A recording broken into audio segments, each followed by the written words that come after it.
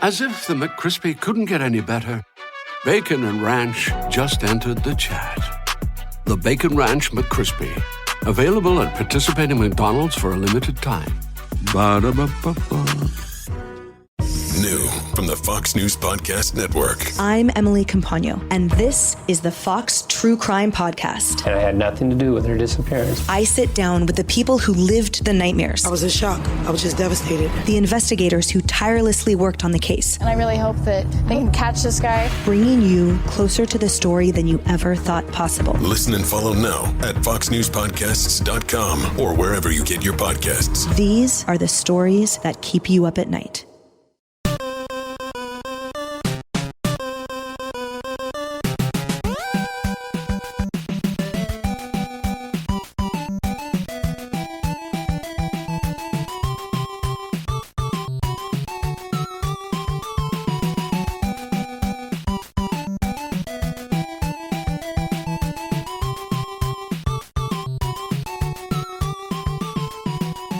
Welcome to the family here on Purple Mafia. I am your host, Paladino Joey, or Joey Awajan. Purple Mafia is available on Apple Podcasts, Google Podcasts, Podman, Spotify, iHeartRadio, TuneIn Radio, Audible, Podbean, Stitcher, Double Twist. Thank you once and always for downloading and listening to this show.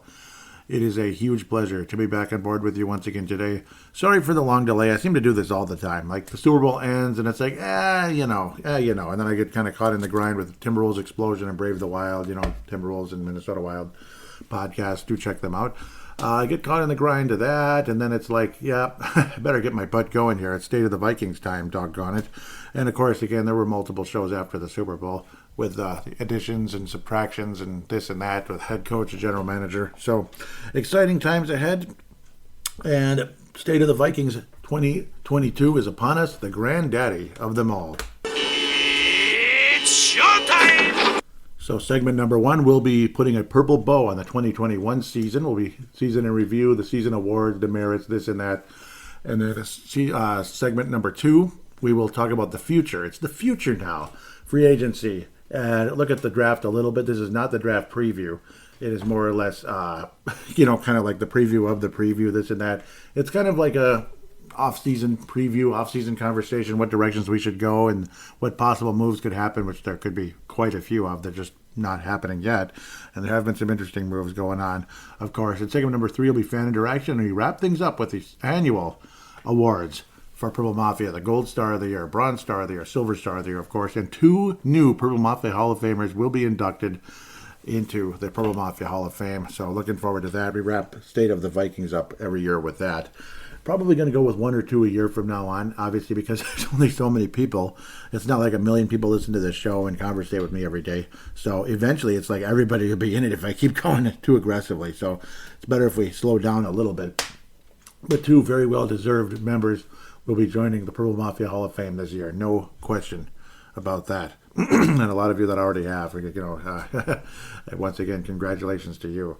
So with that, let's get on to the Purple Bow for the 2021 Minnesota Vikings. Of course, Minnesota Vikings finished the season 8-9 in a 17-game season for the first time in NFL history. Green Bay won the division 13-4, only to be knocked out much earlier than they were hoping for, and they will have Aaron Rodgers back. We'll talk about that some more in segment number two. Bears finished 6-11. Detroit finishes 3-13-1, so they got to have that 16-game schedule, that familiar schedule, mixed in with a tie, 16-game record style, this and that. Minnesota Vikings finished 14th in points scored, 13th in yards per game, 10th in pass yards per game, 17th in rushing. Weird. Rush yards, time of possession, 23rd. That's a big one. Interceptions, 10th. The Vikings had 16. Second in the NFL in sacks, despite having Danielle Hunter out of the mix for quite a while. So that's interesting. An interesting possibility looking to the approach of the Minnesota Vikings, what we'll do with Danielle Hunter going forward. Rushing yards against per game, 130.71, 26th in the league. Passing yards, 28th in the league at 252, just under 253. Let's just go with that. Why do we need to be so down to 100th of a yard? That's a little too much. Total yards against per game, 30th. That sucks. Points against per game, 25.1, 24th in the National Football League. So the offense was basically held back with the governor, mediocre offensive coordinator, a coach that was too power hungry and such, a guy who hates offense yet doesn't let the offense do what they can. Makes perfect sense, Mikey. Makes perfect sense. So that's why you're not the head coach of the Vikings anymore. Plain and simple. I mean, for me, that's enough right there. As Minnesota Vikings owner Joey Joseph would Paladino Joey Awajan, who also still would host Purple Mafia, by the way. That'd be funny, wouldn't it? Wouldn't that be funny?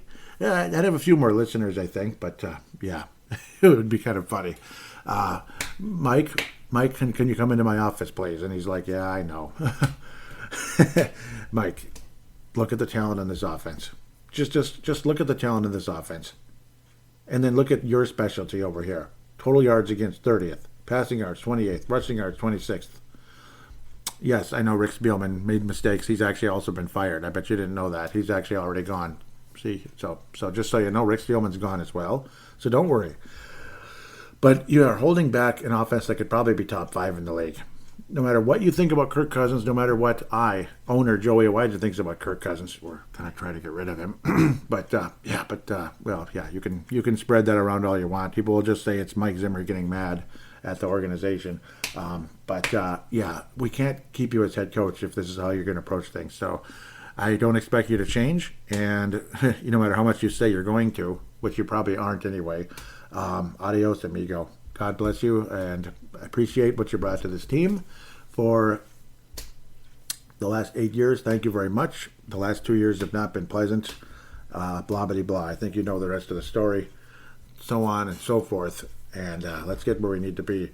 Like I said, Minnesota Vikings finished 8-9 on the season. Kirk Cousins threw for 42-21 in yardage. Beautiful numbers. Beautiful stats. 33 touchdowns, 7 interceptions. Yes, I talk about it all the time. He had 12 fumbles, but only 2 were lost. Quarterback rating 103.1. Great stats. Why would you want to trade him? You're a moron. Blah, blah, blah, blah, blah, blah, blah, blah, blah, blah, blah. But old box score himself isn't the best quarterback in the league. He's just not. And he's taking up too much cap space. So look at his backup, Sean Mannion. Wow.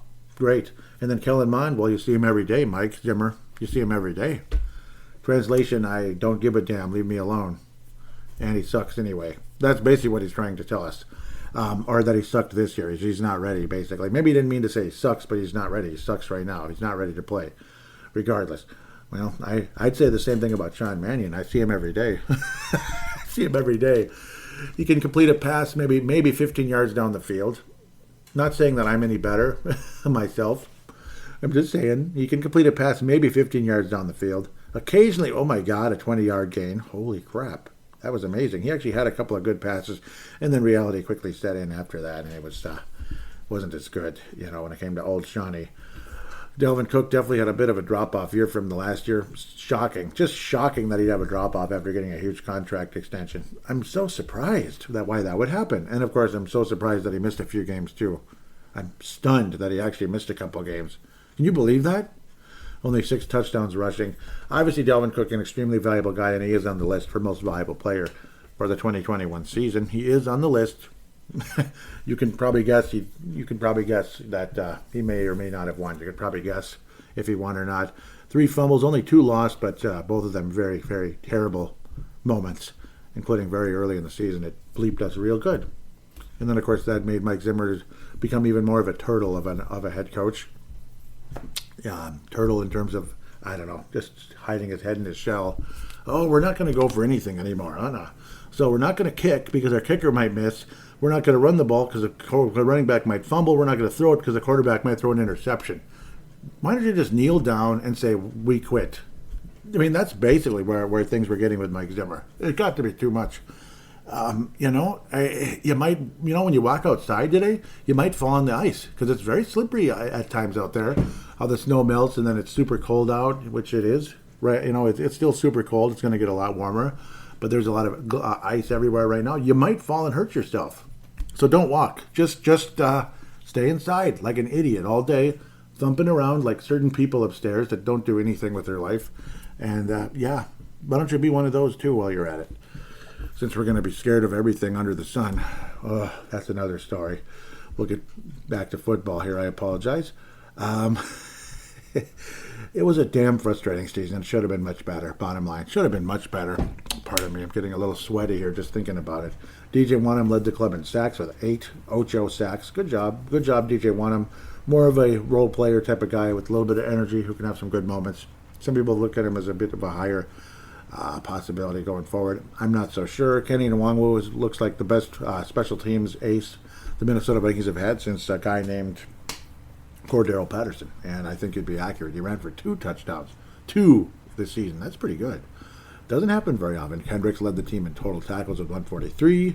Thank you very much, Eric Kendricks. That could be the last season he plays in Minnesota, unfortunately, because his cap hit's pretty big. We'll talk about that in segment numero dos. Cameron Bynum was a nice, solid surprise. Michael Pierce he only played 8 games. Let's leave it at that. I better shut up before I spoil the end of the segment here. Yeah, it is what it is. Mackenzie Alexander, nice, solid return, but didn't stand out all that much. He didn't get any of his cornerback blitzes in there. Cam Dantzler, what are you doing? Brashad Breeland was, wow. You saw the games. Nick Vigil was solid, very good. Blobbity, frickin' blah. Let's go over the games and such if we humanly possible. The preseason sucked. It was scary. It was a nightmare, quite frankly. Indications all over the place that something wasn't right.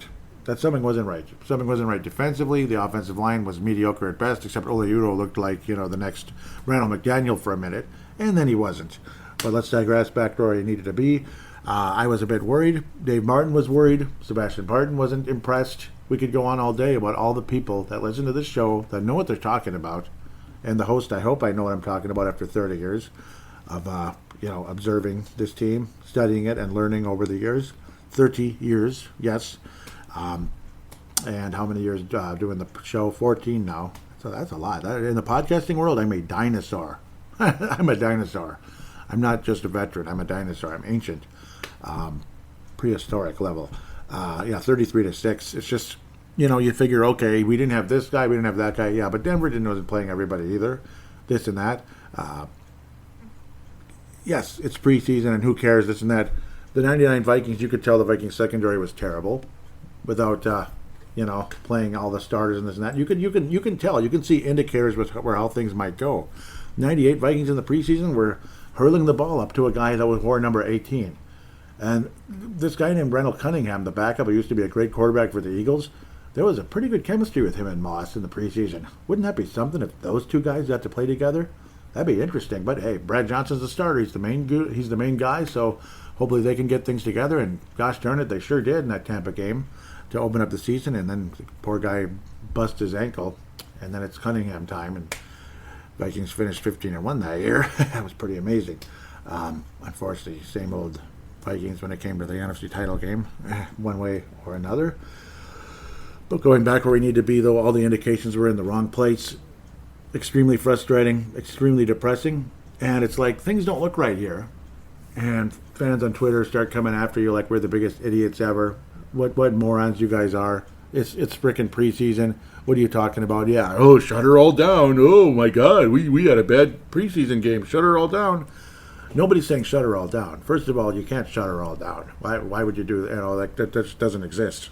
It doesn't exist unless you're one of those people that wants to shut everything down and hide in your house all day. But let's go back to where we need to be. They weren't going to shut her all down anyway, and nobody was saying that. Nobody was saying the Vikings were going to finish 0-17. But it didn't look good. It didn't look promising. And at the time, it was the right thing to say. It was the right thing to do to tell you how you really feel about the situation, especially if you're doing a podcast, and especially if you're going to do a podcast and you're tweeting out your feelings during the course of the game. I don't think that makes you a bad fan. I don't think that makes you an ignorant fan. I think that makes you somebody observing what you're seeing and commenting, observing something and making a comment about it, giving out an observation for what you're seeing.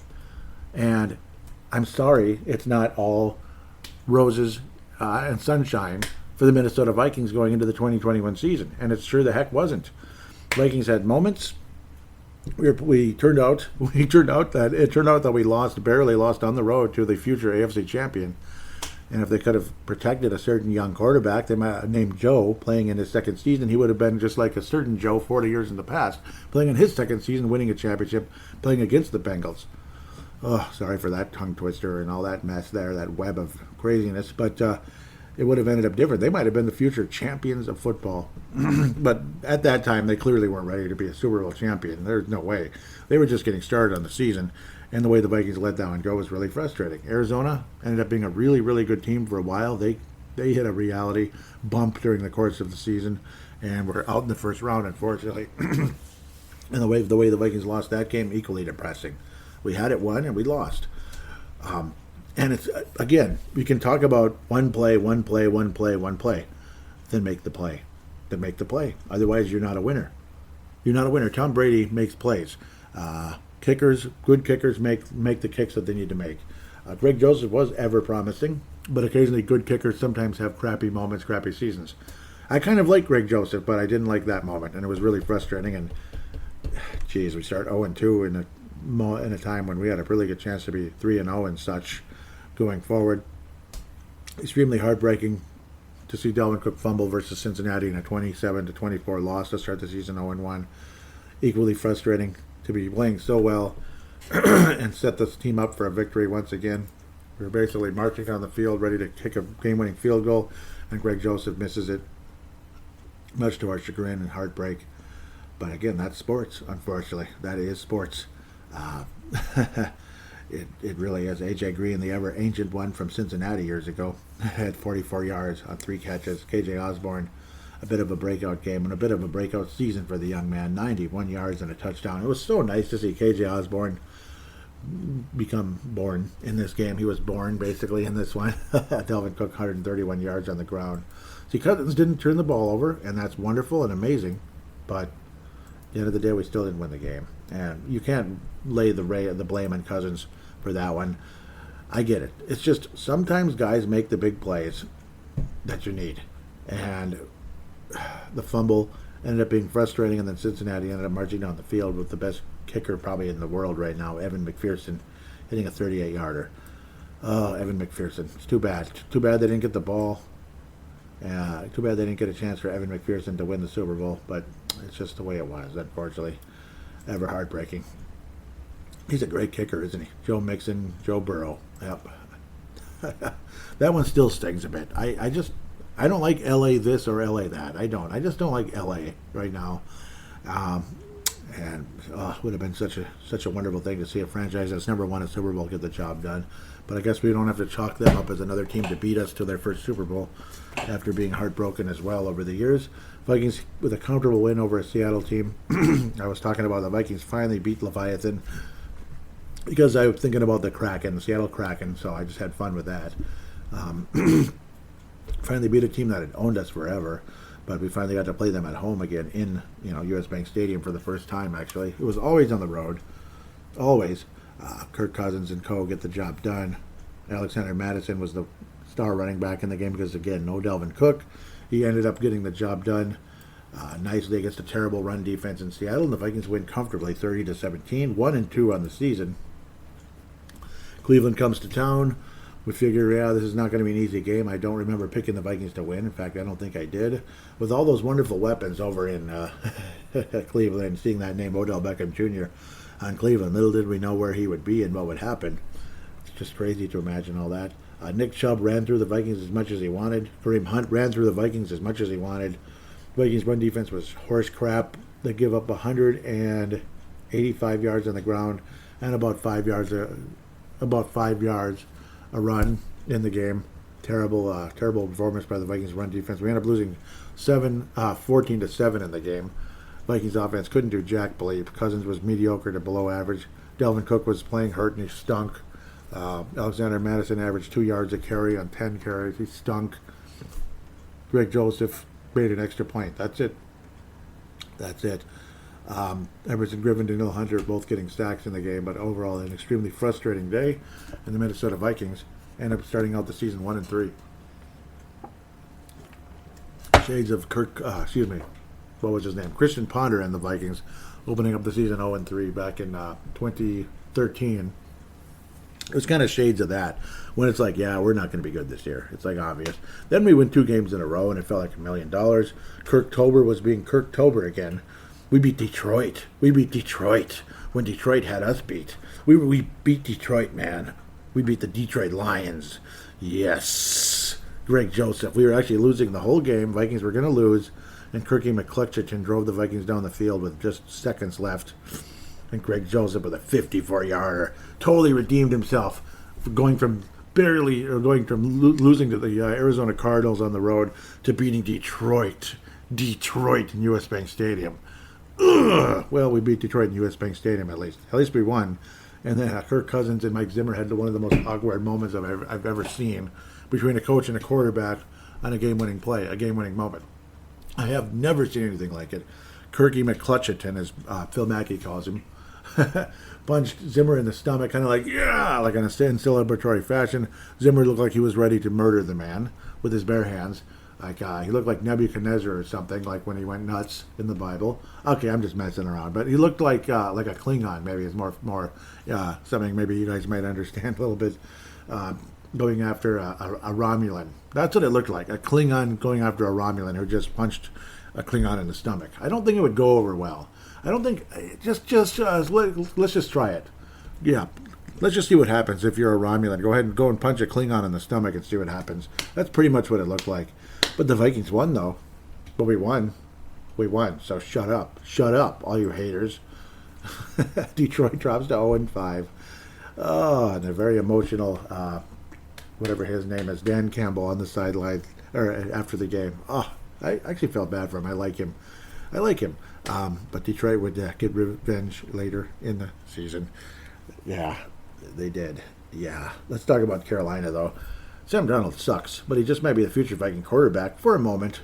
If that means getting rid of Kirk Cousins, I'm okay with that. If that means, Sam Darnold kind of holds down the fort, sort of. Yeah, he holds down the fort as good as, I guess, Sam Darnold can until the future starter takes over in the next 2 to 3 years, even if it's Kellen Mond, which I doubt. At least he can run a little bit, though he did lose a fumble in the game, too. Sam Darnold just says Sam Turnover. Sam darn it, because he's just doggone it, cursedy curse, gee darn this and gall darn that. Turns the ball over way too much, and he can't complete a pass for his life. 17 of 41, are you kidding me? Really? Okay, that's nice. Dalvin Cook ripped up this club. Kirk Cousins was great in the game. It was a very entertaining game if you like to see the Vikings offense show up and have a nice day. Adam Thielen, breakout game after being relatively quiet. And he's just been oft injured the last couple of years here, which could spell Adam Thielen's exit from the Vikings in this offseason. 126 yards. But KJ Osborne was KJ Clutch, making the big touchdown to help the Vikings escape North Carolina with a victory in OT. Another annoying, stupid overtime game. But Kirk Cousins drove the team down the field with KJ Osborne making a 27-yard catch on the side of the end zone there. A sideline type of catch. And the Vikings win the game and celebrate in cute fashion. I guess we were able to get past Detroit and Carolina, two wonderful football teams. And now Yahoo just completely died on me. Wow. Isn't that just great? Don't you love when stuff like that happens? It's wonderful. Thanks, Yahoo. You're just great. Appreciate it. Thank God I have like a backup plan, I guess. Sort of. Kind of. Minnesota played the Dallas Cowboys after a bye week on Halloween night, and it was a beautiful evening. People had their little had fires going in their little fire pits in their backyards, the front yards. They're this yards, they're that yards, whatever that was. Beautiful fall night. Absolutely gorgeous. And I bought this cute little purple cupcake that said boo on it. And it was just so perfect. Purple. Minnesota Vikings playing on Halloween night. And then the boo part. Is that a ghost, or is that something Minnesota Viking fans were going to be saying during the game and after the game? It was something the Minnesota Viking fans were going to say during the game and after the game, because somebody named Cooper, not Gary Cooper, but it might as well have been Gary Cooper. I think Gary Cooper was about as good a quarterback, but this Cooper guy ends up beating the Vikings. Not Cooper Kupp either, by the way. No, not Cooper Kupp.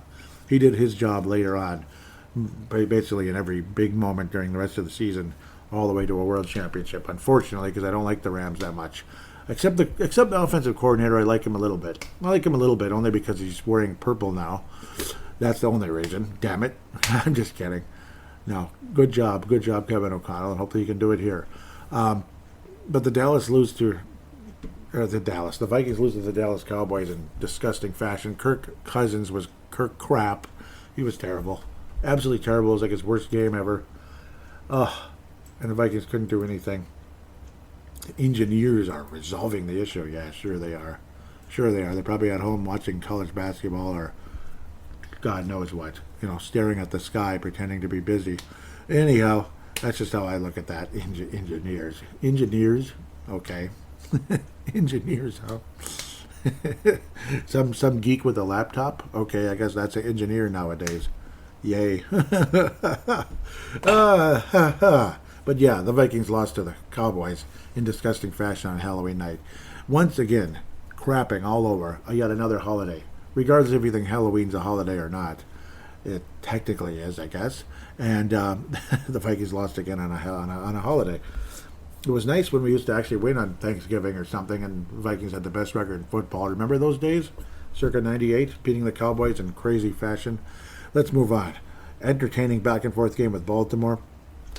Some funny lines in this game from Paul Allen, especially for the Vikings. We're trying to drive down the field, trying to get something going, trying to get into position to win the game down the stretch, and there's too many men on the field. And then you hear this from Paul Allen. Here we go. Come on! Oh, what a gem! What an absolute gem! Yeah, that's how I was feeling when I heard that. Come on! Yeah, pretty much. Then we play the Chargers again. Somehow we beat them because they're struggling. They're not so good, and they're turning the ball over. I'm afraid to press anything because, shoot. I'm kind of stuck between a rock and a hard place. I apologize for the situation at the moment. All right. Thank God for backup plans. I apologize for this. So, yep, Justin Herbert did not have one of his better games. Kirk Cousins is very solid down the stretch. The one guy that really stood out more than anyone else was Justin Jefferson with 143 yards and 9 catches. Just absolutely exploded.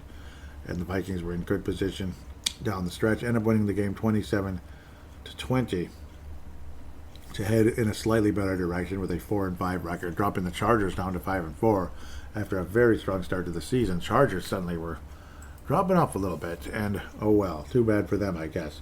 Then the Vikings host the Green Bay Packers and win the game in exciting as bleep fashion to get to 500. Packers dropped their third game of the season. It would be their second last loss of the season until they ended up losing to San Francisco. Vikings move up to 500, baby, 500.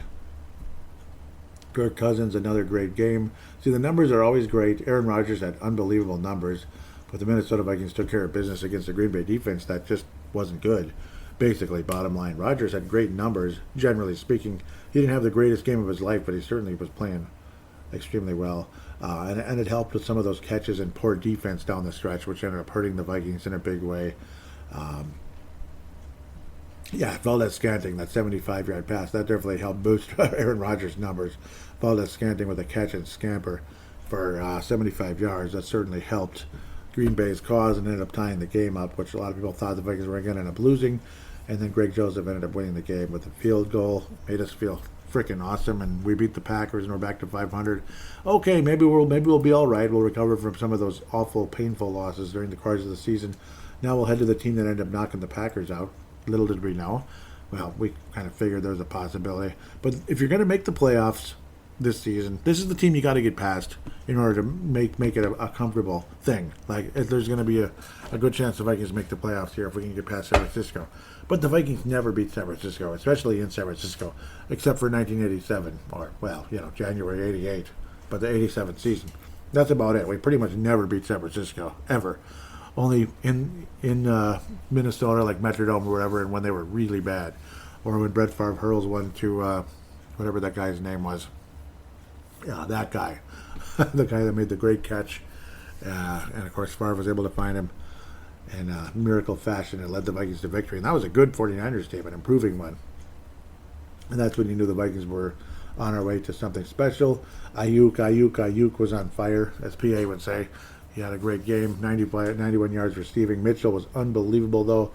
It wasn't Ayuk being great as much as it was the Vikings' run defense being pathetic. Absolutely pathetic. The 49ers ran whenever they wanted to and tore the Vikings a new one time and time and time and time and time and time again. That's why the Vikings' run defense finished, horrendous. San Francisco went from a team that was pretty much dead and gone to 6-5 and in position to make the playoffs. Vikings dropped back to 5-6 after a nice, cute 2-game win streak, and are back to saying, okay, now what? We lost the ref and we lost the race. Help, like Charlie Brown. But we're going to go to Detroit. Everything's going to be fine. It's the Detroit Lions. We had that weird hiccup in UX Bank Stadium earlier in the season.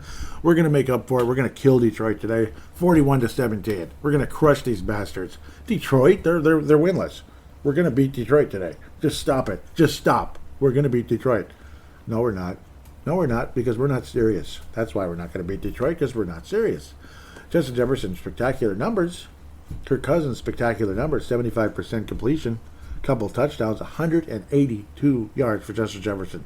Still not enough, because you still got to make a bleeping stop when it matters. And you didn't. That's the problem. You just didn't. You just didn't. It's complete bullcrap. Absolute garbage. And you're blowing on the 2-point conversion attempts as well, which was cute and everything. But why do you even... I don't know. I guess, yeah, because I would have put the Vikings up by 6, which is 2 field goals. Okay, I guess I get it. No, I get it to a point. But the Vikings still may end up losing anyway, one way or another. Then the thing goes to the final drive of the game. Jared Goff keeps moving the team down the field. Detroit, the Vikings knock the ball away, knocking the ball away. One last attempt with no time left on the clock. Caught, touchdown Detroit, and they win the game on the final play. A walk-off victory for the Detroit Lions. No extra point needed. Detroit wins 29-27. Lions win their first game with Dan Campbell. They jump up to 1-10-1 after tying with Pittsburgh several weeks earlier. And they get their first win of the season. Vikings drop to 5-7. And the Fire Zimmer marauders like myself were in full force after this game because, that's it. If you're known for defense and you can't stop Jared Goff and the Detroit Lions in a winless season, the hell with you. You're not a coach. Adios, amigo. And yes, I know the personnel stunk because the GM didn't, the GM wasn't so good. And the GM and the owner helped put Kirk Cousins in place. And Kirk Cousins himself, with his ridiculous contract, didn't help either. That's why they got to get rid of him. Not because he's a bad quarterback, but because it's too much. It's too much. Vikings were still alive, though. Even with 7 losses, we're still alive. We were crushing the Steelers like no tomorrow. It was just like da da da da da da da da da da da da da, and the Vikings almost lost the game. The Vikings almost lost this game. I'm still stunned that the Vikings were able to escape this thing. It was one of the scariest things I've ever seen. Scary. Vikings were absolutely obliterating the Pittsburgh Steelers. It would have been the greatest regular season comeback in NFL history because the greatest comeback of all time was 35-3, pardon me. Buffalo versus Houston, 1992, in the wild card round, if I remember correctly. Or was it divisional? Pretty sure it was wild card, if I remember correctly, back in 92. I'm pretty sure. I'm pretty sure it was wild card, yep. Way back in the day, good old 92. Buffalo would then go back to the Super Bowl only to get absolutely humiliated by the frickin' ugly, nasty, stupid Cowboys, which I was really excited about. I was so happy the Cowboys won that game. Let me tell you. Oh, I was just so happy. Woohoo. Vikings led 29-0 over Pittsburgh. Ben Roethlisberger was washed up. He sucks. He's done. This Pittsburgh team is like not for real. They're not serious. They're just jokers. They stink. They're like a 500. They're a 500 team that almost lost to Detroit. They're a team that should probably have like 1 or 2 wins on the season. But they had their cute little moments. Oh, and then they remembered how to play. Ben Roethlisberger started completing everything. Vikings defense started falling off the face of the earth like it's known to do. Bashard Breeland falls in beautiful fashion, just gorgeous fashion, to help the Steelers get right back in the game. That was on the Pat Freiermuth touchdown. Ultimately, that put the Steelers in great position. Bashard Breeland falls. And I believe he was cut after this game, if I remember correctly, if I'm getting the timing right. But he falls. Touchdown. The fans were booing the crap out of him.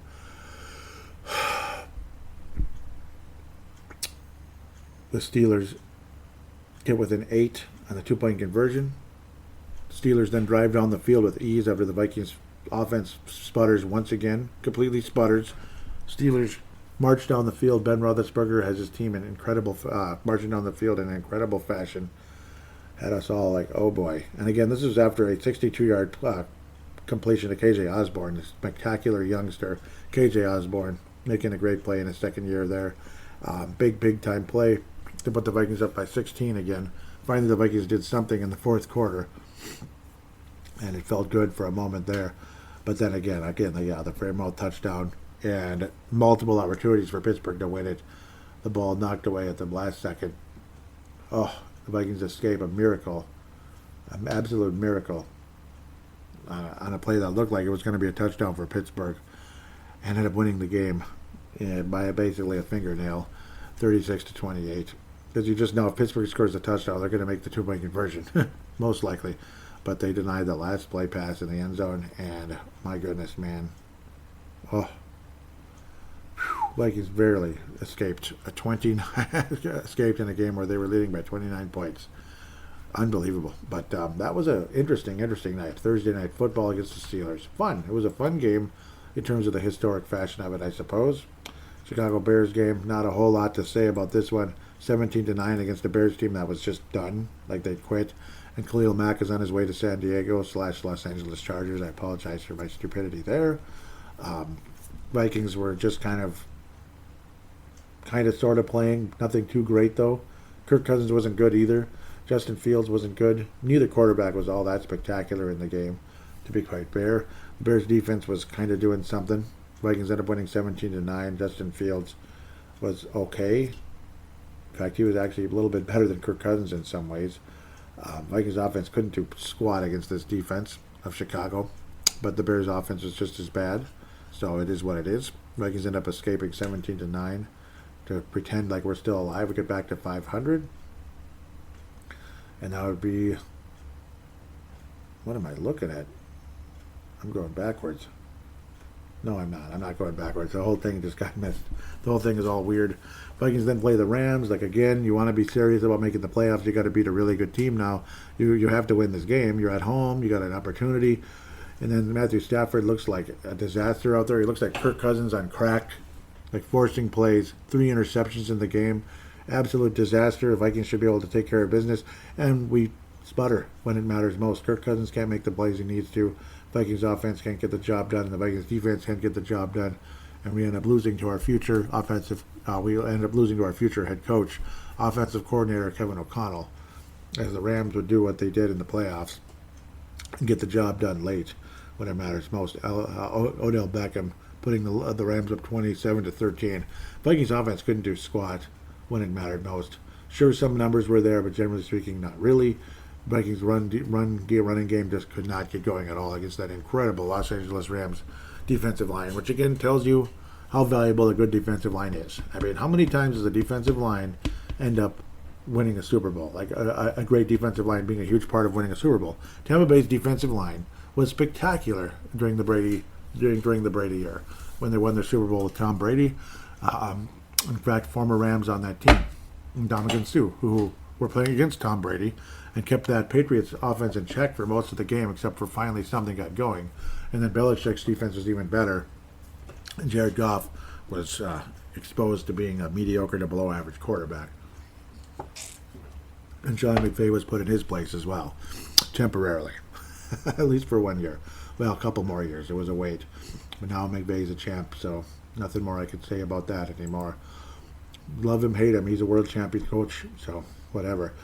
Vikings then, after that loss, things are pretty much dead and gone. Mike Zimmer is what he is, and everybody on the planet knew when the Green Bay Packers crushed the Vikings in Lambeau Field, 37-10, putting the Vikings at 7-9 on the season, which means adios, bye-bye. You're not making the playoffs. 13-3 Green Bay Packers at home, perfect record. The whole planet knew that it was all over. The whole planet knew Zimmer was done. Zimmer knew he was done.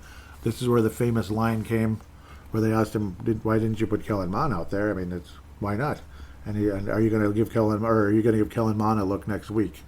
And he said, He said, not particularly. Are you considering that? Not particularly. And they say, why not? I see him every day. So that was always great. Sean Mannion was the current quarterback. It was also kind of like, again, why didn't you want to let Kellen Mond do anything? Why didn't you leave him in there? Mond was in there for a minute, and then Zimmer said, I see him every day. So 37-10. Everybody on the planet knew Mike Zimmer was coaching his final game next week against the Bears. The Vikings get the job done, which they usually do against the Bears in the final game of the season. Kirk Cousins played. Oh, isn't that great? Kirk Cousins played. Everybody played fairly well for Minnesota. And we finally beat the Red Rifle, who actually tortured, or not tortured, but beaten the Vikings with the Cowboys and the Cincinnati Bengals in the past. Actually has a pretty good record against the Vikings and Andy Dalton. But the Vikings escaped with a 31-17 win to woohoo, chase mediocrity one more time, get a slightly lower draft pick, and, finish with a near 500 record, which Zimmer and Cousins have pretty much averaged throughout their career. Zimmer had some great seasons, but not this year, and not the year, and even worse the year before. It would not survive this time. You will not survive. Please make your time. Ha ha ha. All your base are belong to us. That's pretty much what happened to Mike Zimmer at the end of the day. But luckily, ownership wasn't done. They fired the general manager as well, and now here we are with Kwesi Adolfo Mensa and Mr. Kevin O'Connell as head coach of the Minnesota Vikings. Here we go.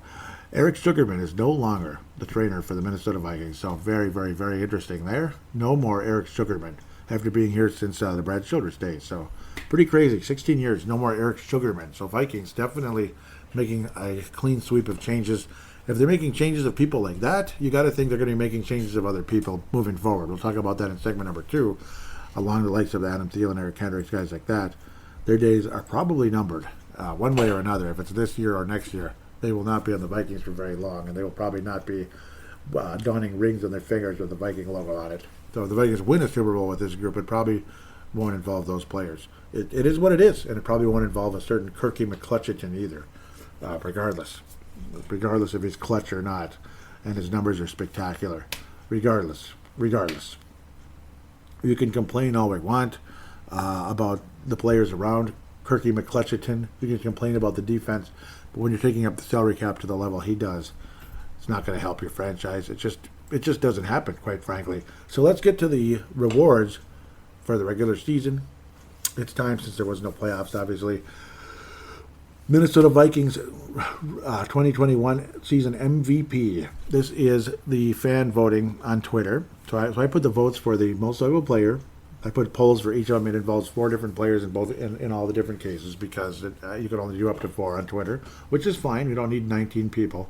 So I was able to do this, and we'll hear from you in the third segment, those of you that commented on Facebook. So it's a fun way to do it. At least get a poll going. I even offered people to say something, but nobody did say anything. They just wanted to vote. So the most valuable player for the Minnesota Vikings, according to Twitter fans of Purple Mafia, at Purple Mafia Show, the 4 candidates were Dalvin Cook, Kirk Cousins, Eric Kendricks, and Justin Jefferson. The winner for MVP 2021, according to the Twitter group, is Justin Jefferson, 61%. Eric Kendricks, 15.4. Kirk Cousins, 15.4. Dalvin Cook, 7.7. Justin Jefferson wins in a landslide. I agree. Justin Jefferson is your most valuable player for the 2021 Minnesota Vikings season. Where's the biggest disappointment? What happened? Am I losing my mind? I think I am. Aha. Okay, yeah. Biggest disappointment, biggest surprise. Let's go with the biggest disappointment first. State of the Vikings. So your candidates for biggest disappointment of the season: Wyatt Davis, Bashaud Breeland, Michael Pierce, Garrett Bradbury.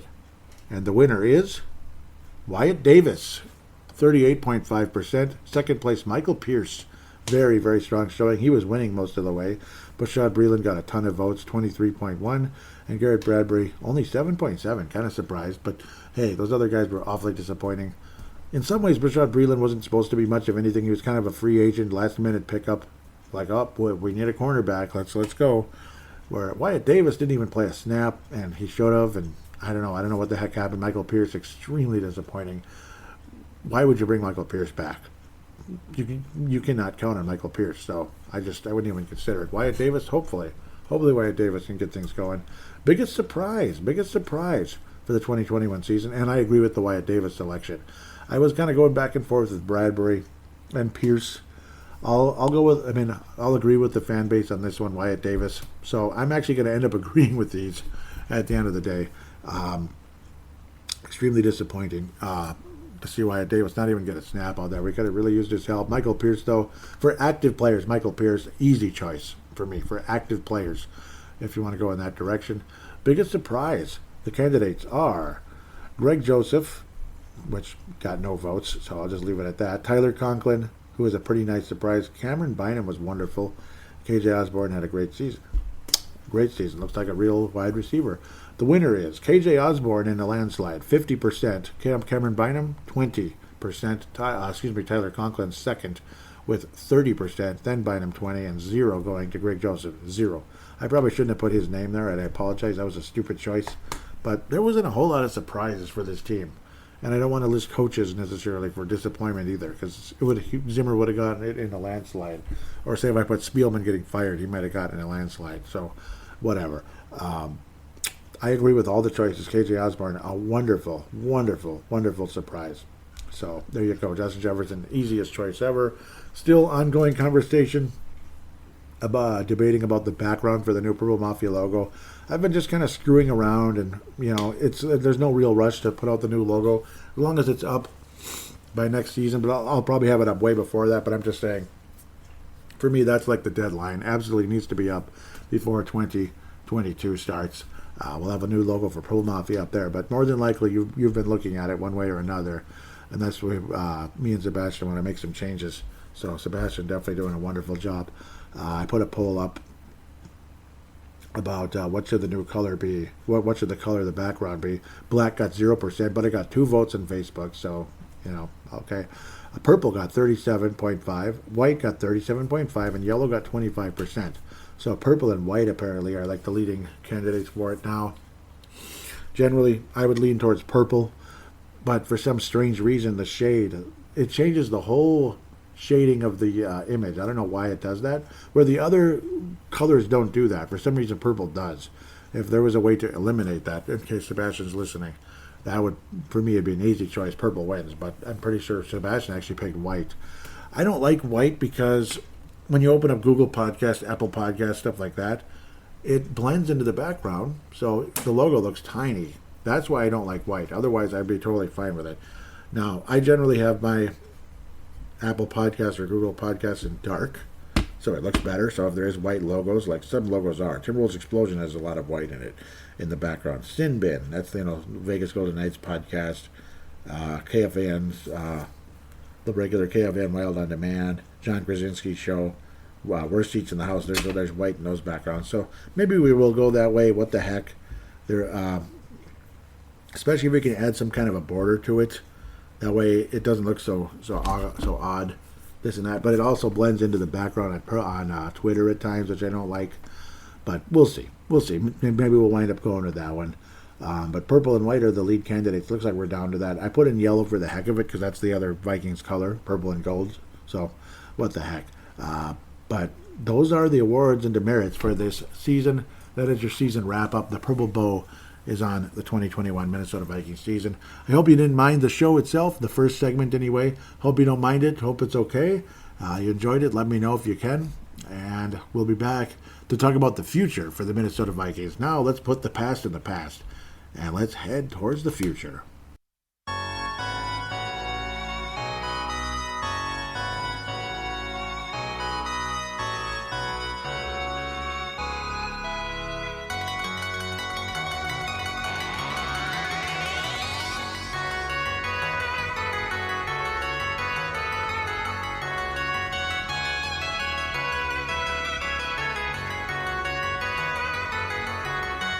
And we are back here on Purple Mafia, segment number 2. Time to look at free agency and mock drafts and possibility directions where the Vikings could be headed going forward. Possible cuts, possible this, possible that. Let's get to sporttrack.com. Sporttrack.com. We'll look at the Vikings salaries and such, of course, citing who we're looking at and all that. So obviously Kirk Cousins cap hit going into 2022, 45 million plus 166. Danielle Hunter 26 million. Adam Thielen 16.9. So Thielen's going to have to restructure or probably say goodbye, unfortunately, which is going to annoy some people with me saying that, but it's just a reality, a situation that we're looking at right now regarding the Minnesota Vikings and the possibility and the likelihood of having to say goodbye to some of our favorites. Some guys, you might have their jersey, you just might be a huge fan. He's like your all-time favorite Viking at this position or that position or one of your all-time favorites. One guy I got to be pretty certain is gone. He is, what is he, the 7th biggest cap hit on the team at 10.5 million going forward. Michael Pierce is gone. At least I would think so. So that's 10 million saved in that case. 5% of the cap. Again, Kirk Cousins 21.5%, of the cap. Virtually double of what Danielle Hunter is making. Well, not virtually, but close. Danielle Hunter 12.5%, ridiculous. Adam Thielen 8+%, and again 16.9 cap hit going forward. It's a restructure or not a ghost for him. I mean, it is. They're not going to keep Adam Thielen at that price, and also considering how Adam Thielen, as good as he is, and he's a favorite target of Kirk Cousins and many other quarterbacks. He's the Chris Carter, basically, of the Minnesota Vikings. Whereas young man Justin Jefferson's the Randy Moss. But yeah, Thielen's the Chris Carter, the old reliable, the end zone. All he does is catch touchdowns, that kind of guy. That's Adam Thielen for Kirk Cousins and other quarterbacks. But $17 million a year, I don't think we can go forward with that cap hit, the current cap hit. His base salary is $12 million. Kirk Cousins' base salary $35. But of course, again, the restructure and the dead cap, $45 million. Something's got to give there. Conversations are ongoing about a contract extension possibility, possibly long-term, but things are just not there. So I don't know if Kirk Cousins is continuing to demand over 35 plus a year. I think you have to say that's it. It's over. Either suck it up for 1 year with the $45 million cap hit and have a bad season, basically, not a very good season. Suffer through the $45 million cap hit, see what happens here and there, and then just let him go as a free agent. Otherwise, there's possibilities with trades, this and that, ongoing possibilities there. Carolina supposedly laughed at the Vikings, like stories of the Vikings and Kirk Cousins and all that, but supposedly. So it's just another reporter reporting on another reporter. So that's all it is. It's just reporters kind of like trash-talking each other in a lot of ways. A team that's definitely emerged as a possible suitor for Kirk McClutcheton, okay, I'm just kidding, is the Indianapolis Colts, as they have moved on from Carson Wentz. Apparently he was not good in the locker room, not a good leader, blah, blah, blah. He's just not that good in general. And they have moved on, that being the Colts, so they need a quarterback right now because they got draft picks in return. There wasn't quarterback for quarterback. Carson Wentz off to the Washington Commanders. Commander Data, Commander Riker, Commander Jody LaForge, guys like that. But regardless, Commanders or Commander this, Commander that, Mr. Carson Wentz will be a quarterback of the Washington Commanders going forward. Yeah, it's formerly known as the Washington Redskins and the Washington football team. They've settled in on a name that is a cool name for the most part. The uniforms are lamer than the football team uniforms. I like the Washington football team uniforms more. I just did. I'm dead bleeping serious. Throw in the F word, I guess, as the angry video game nerd would say. Mr. Anthony Barr, you don't have to really worry about a cap hit because it's been voided. It wasn't that high, 9.8. Obviously, what's 9.8 to us? A lot of money. $5 million signing bonus. Everything's voided. So Anthony Barr is a UFA. What is that? An unrestricted free agent, of course. They talked highly about him, them being Kwesi and Mr. Kwesi, because he's driving us crazy, right? Yep. They talked highly about Anthony Barr, possibly in this whole 3-4 thing. This whole 3-4 thing, as I like to call it, because you're going to need a lot of linebackers in that situation, some good ones.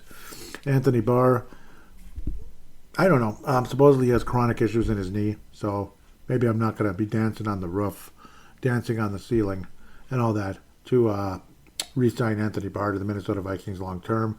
Brian O'Neill, not a whole lot of worries with cap hit there, and he's a tackle. Let's just leave it at that. He's a freaking tackle that actually can play. So keeping Brian O'Neill's not that far-fetched.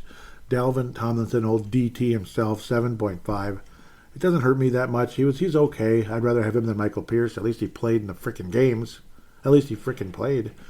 Christian Darrisaw, another tackle on a rookie contract. Doesn't get much better than that. Irv Smith still on a rookie contract. Him coming back is going to really help this team going forward. Ezra Cleveland, obviously rookie contract guard. Blah. A guard who played tackle in college, and he's pretty good. He's all right. He's not a stud, but he's all right. A lot of other guys ain't getting paid a whole lot because they're rookie contracts, and yeah.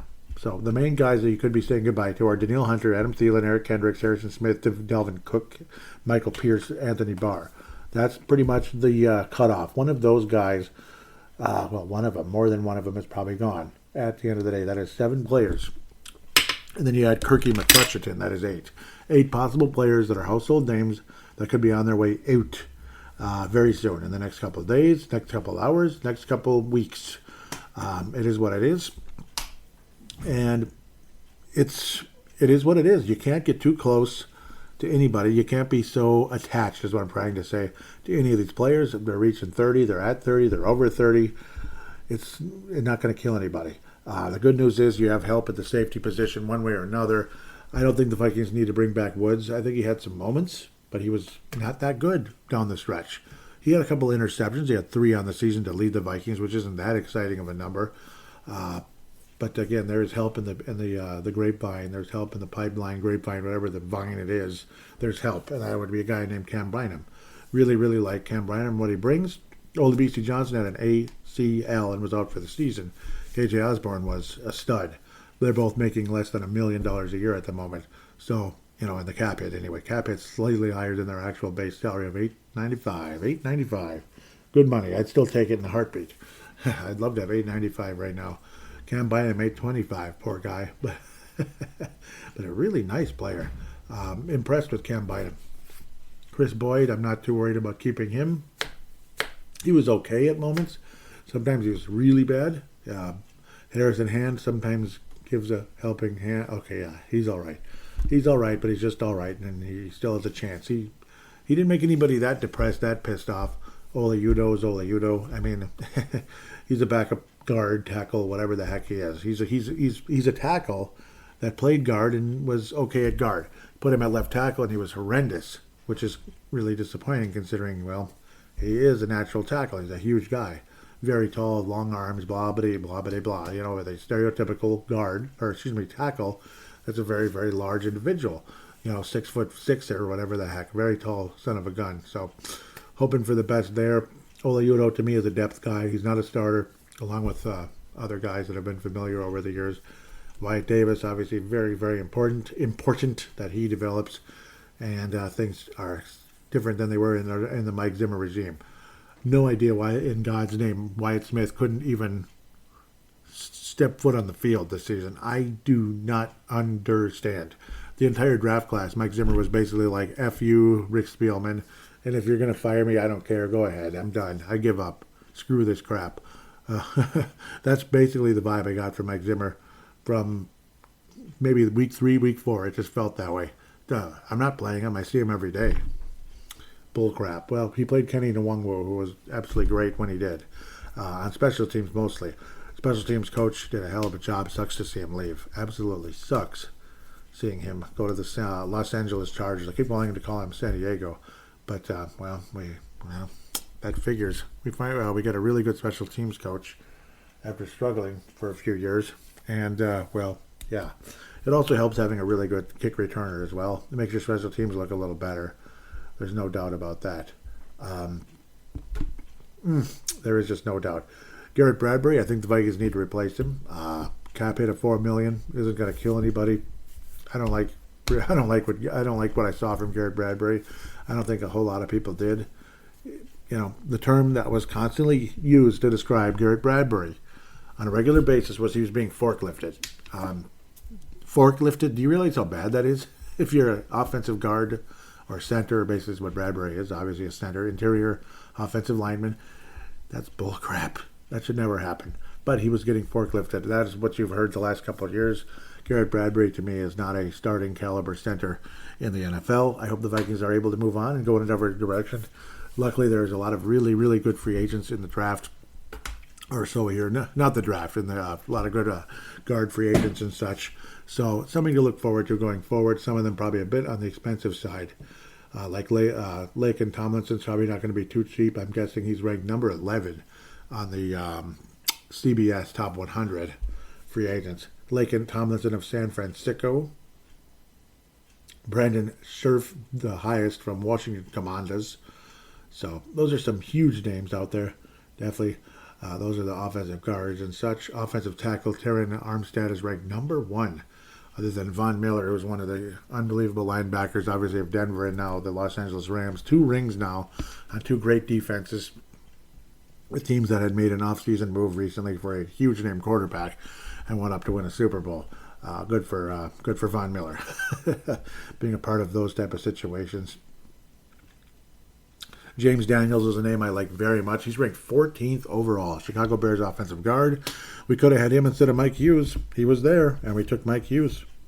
So it is what it is. I mean, I still remember. I still see the text because I don't know if it's photographic memory or just a really good memory or I'm just obsessed with the Vikings. I don't know what the heck it is. Maybe a little bit of all the above. I still remember Brent Jacobson texting me about when it got to the Vikings pick in 2020, what year would it have been? The draft, 2018 draft. So, Joey, who are the Vikings going to take? Or who do you think the Vikings are going to take? Because he knows I'm not an actual insider. I put Daniels. I just wrote right away Daniels. And then there it was, Mike Hughes. I was actually walking around outside with the draft on my phone. I forget why I was outside, but what the heck, you know. Sometimes you get crazy and nervous and all that, but I had it playing live on my phone, video. And there it was. The Minnesota Vikings select Mike Hughes. And I still remember talking about on the draft preview that day, or a couple days earlier, that, why would the Vikings take Mike Hughes? What was the one thing we lacked that whole season, despite a great defense, was turnovers. We didn't force a whole lot of turnovers, so I understood the pick at the time because Mike Hughes' specialty was forcing some turnovers, getting some INTs. But at the same time, you need the meat and potatoes. You need the offensive guard, like you need to breathe. There's a reason Gerald String famously once said in a call that I mentioned we need some guards. Yeah, some guards, not one. Guards. If you need some guards, that means you're in big trouble on the inside, right? So James Daniels, to me, was an essential pick, a common sense pick, and the Vikings passed on him when we had like 3 other corners at the time to take a guy that ended up being injured every 5 seconds. So I was a little disappointed about that. We did lose free agents that year as well, though, so that kind of is what that is. So, obviously, he needed a corner at some point. But, I mean, with James Daniels sitting there, that's a guy who I would have liked to have had. Would not mind one bit if the Vikings went after and got him. Chicago is, I'm not sure what they're doing. And every time they hire a head coach, it's kind of like, who's that again? You know, almost every time. Like Trestman. Trestman? Some guy in the CFL? Okay, I believe he was born in St. Louis Park, so that's nice. St. Louis Park, Minnesota, a neighboring city of Golden Valley, Minnesota. That's right, just south of here on Highway 100. Yeah, so literally like 3 miles from here, St. Louis Park and Golden Valley meet each other. Yeah, so I respect Trestman for that. Other than that, Mrs. Lincoln, how was the play? James Daniels is only 24 years of age. In the image, he looks a lot older, but he's 24. So it's a guy I would really like. Obviously, that triggered a big-time memory there because I really wanted James Daniels coming to Minnesota, and it just didn't happen. Quadre Diggs is a strong safety. I don't know if we're worried about that at the moment, though it wouldn't be bad. Ryan Jensen's a huge possibility at center. You'd have to pay a few bucks for him, ranked 18th. That's a name that we've heard numerous times, and there's your center, doggone it. What they say under his name is he is a nasty, tough player who anchored the Tampa Bay line. He will have a good market if he doesn't return to Tampa, since so many teams need inside help. Hand raised, purple. My purple horned hand, my purple with horns hand raised is raised. Whatever I just said. We need Ryan Jensen. I would take him. Pardon me. I was going to pause that, but I didn't. James Daniels, though. Yes. James Daniels, though, they say, he can play both guard and center, 2 positions where he started for the Bears. He's also a young player, 24, which brings value. He will be signed early, and he probably will. Yeah, I'm just getting a text here. I apologize. Nice to be announcing that I'm getting texts while I'm doing a podcast. Isn't that great? Oh, well, it's better than texting while driving, though. See, I'm not going to kill myself or damage my car or anything while doing a podcast, I would hope, unless I'm doing the podcast while driving. Well, I think I'll try to refrain from that if I can. Tyrann Mathieu, take your rotten attitude and shove it. No, great player. Wonderful, wonderful player. He's a punk ass, though, and I don't like him. But if he was on the Vikings, maybe I'd like him a little more. I don't think he's going to be at the top of the list, but I guess you never know. He is a punk ass. I'm just going to say it out. I don't like the guy. But if he played with Minnesota, that'd be great. He's a good guy off the field, so they say. Austin Corbett, that name has been mentioned many times. Offensive guard, that name has been mentioned and mentioned and mentioned and mentioned, and it's been mentioned a lot. Los Angeles Rams. There you go. That's like when a guy leaves a company for another company, a similar company, and brings an employee or two with him. Yes, that would be nice. That would be nice if we could pull that off. Austin Corbett, Los Angeles Rams, worked personally with Kevin O'Connell, at least a little bit, since offensive side of the ball, I suppose. Austin Corbett, the former center, has made a nice transition to right guard. Right guard. Yeah, because left guard, I think we're okay with Ezra Cleveland. He's not the biggest Super Bowl, or he's not necessarily a Pro Bowl, legendary All-Pro left guard, but he's pretty good. Austin Corbett could be something like that. Starting all the Rams games there the past 2 seasons, he was a good run blocker in their zone scheme. That sounds all too familiar. But all this zone talk has given me nightmares and stuff. But he has had some pass protection issues at times. See the 49ers Week 18 game. Oh, okay. Well, he's a guard, though. Tackles are usually the main cogs when it comes to pass protection. Centers are kind of like anchoring the middle of everything, even though they're, I don't know, what the heck. And you have a terrible center. It didn't really help us, did it? Rob Gronkowski. There he is. Come to Minnesota. No, I don't think so. If he plays, he might retire. He will find a home somewhere. So we'll see. He's not coming here. Bradley Bozeman from the Baltimore Ravens. Bozeman has played both guard and center for the Ravens, which gives him value in the market. He turns 28 in November, and he's coming off a good season at center for the Rams. The market should be solid. Yeah. So, I mean, I would not mind just if we can get at least one of those guys. One, maybe two, to replace that son of a gun, Garrett Bradbury. Otherwise, you did bring back the other one. Alex Kappa is a name that's been mentioned again. Tampa Bay Bucks. 46 starts over the last 3 seasons, making him another young guard in the market with experience. Good run blocker who can sometimes struggle in pass protection. Well, it is what it is. We could always sign Jameis Winston, too. Patrick Peterson's a name, obviously. He was okay here. He was overpriced. He missed, he just kept getting hurt, too. He's good. He's not a star anymore. I mean, he was a legend in Arizona. I mean, just the name Patrick Peterson coming to Minnesota at one point in time would have been like, oh my God. But then it was like, he's pretty good, but he's pretty good, but there's obviously something missing and he's injury prone now. So to me, he's injury prone. I don't know. We got to come down from that 10-figure nonsense. Can we come out for the 10 figures? That'd be great. Did I just say 10? How about 8? Yeah, 8 figures a year. He's not 10 figures. That's $100 million, right? No, that's $1 billion. 10 figures. Sorry, I am really sorry for my stupidity. 8 figures. Let's get up to 8 figures. If we can get to 8 million for 1 year, okay, maybe we can talk. Even 8 might be too much, but it's at least something to throw out there. I mean, he made a lot last year. Way too much, honestly. Zach Ertz is, he's okay. He's okay. He was terrible with the Eagles for a while. Let's just move on. We're not going to sign a tight end, I don't think. I think we have a pretty good couple of tight ends right now. Brian Allen was the Rams center. That's another one. Gosh, the Rams, all their guards, all their interior offensive linemen are free agents. What the heck? Played well in their zone scheme, but at times it is just in pass protection. Well, you know what? They still won the Super Bowl, though. They still won the Super Bowl, and it's not like what's his name? It's Steve Young or Michael Vick or something. It's not like he is. So they won the Super Bowl. He's mobile. Him being the Rams quarterback. Yeah, I know. We all know who that is. Stafford. Yeah, but the pass protection again. Pass protection. Pass protection. Pass. Issues with pass protection. Issues in pass protection. Pushed around at times. He can be this. He can be that. This guy sucks at pass protection. He sucks at pass protection. Okay, you get the idea. Ben Jones is a 32-year-old vet. Tennessee Titans, Tennessee, 51st ranked. Brian Allen was 48th. Good starting center who excels at the run game. He also started at guard in his career. At 32, he's getting up in years. Yeah. Leonard Fournette, no. Cordell Patterson, but we have Kenny Nwangwu, so I'm not that excited about Cordell Patterson at this stage. Wonderful for Atlanta last year. Good luck to you, Cordell Patterson. God bless you.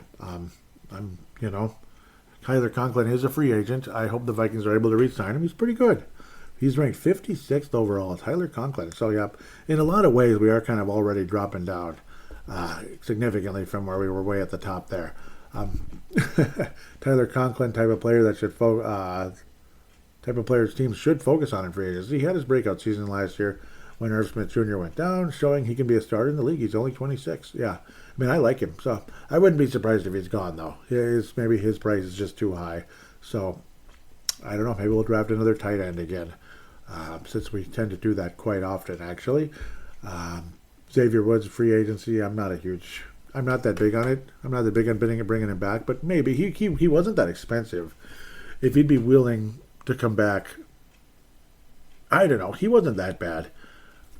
He wasn't that bad, and he was not expensive, so I don't know. I'm guessing he's not back just because, but we'll see. I mean, it was a terrible defense last year.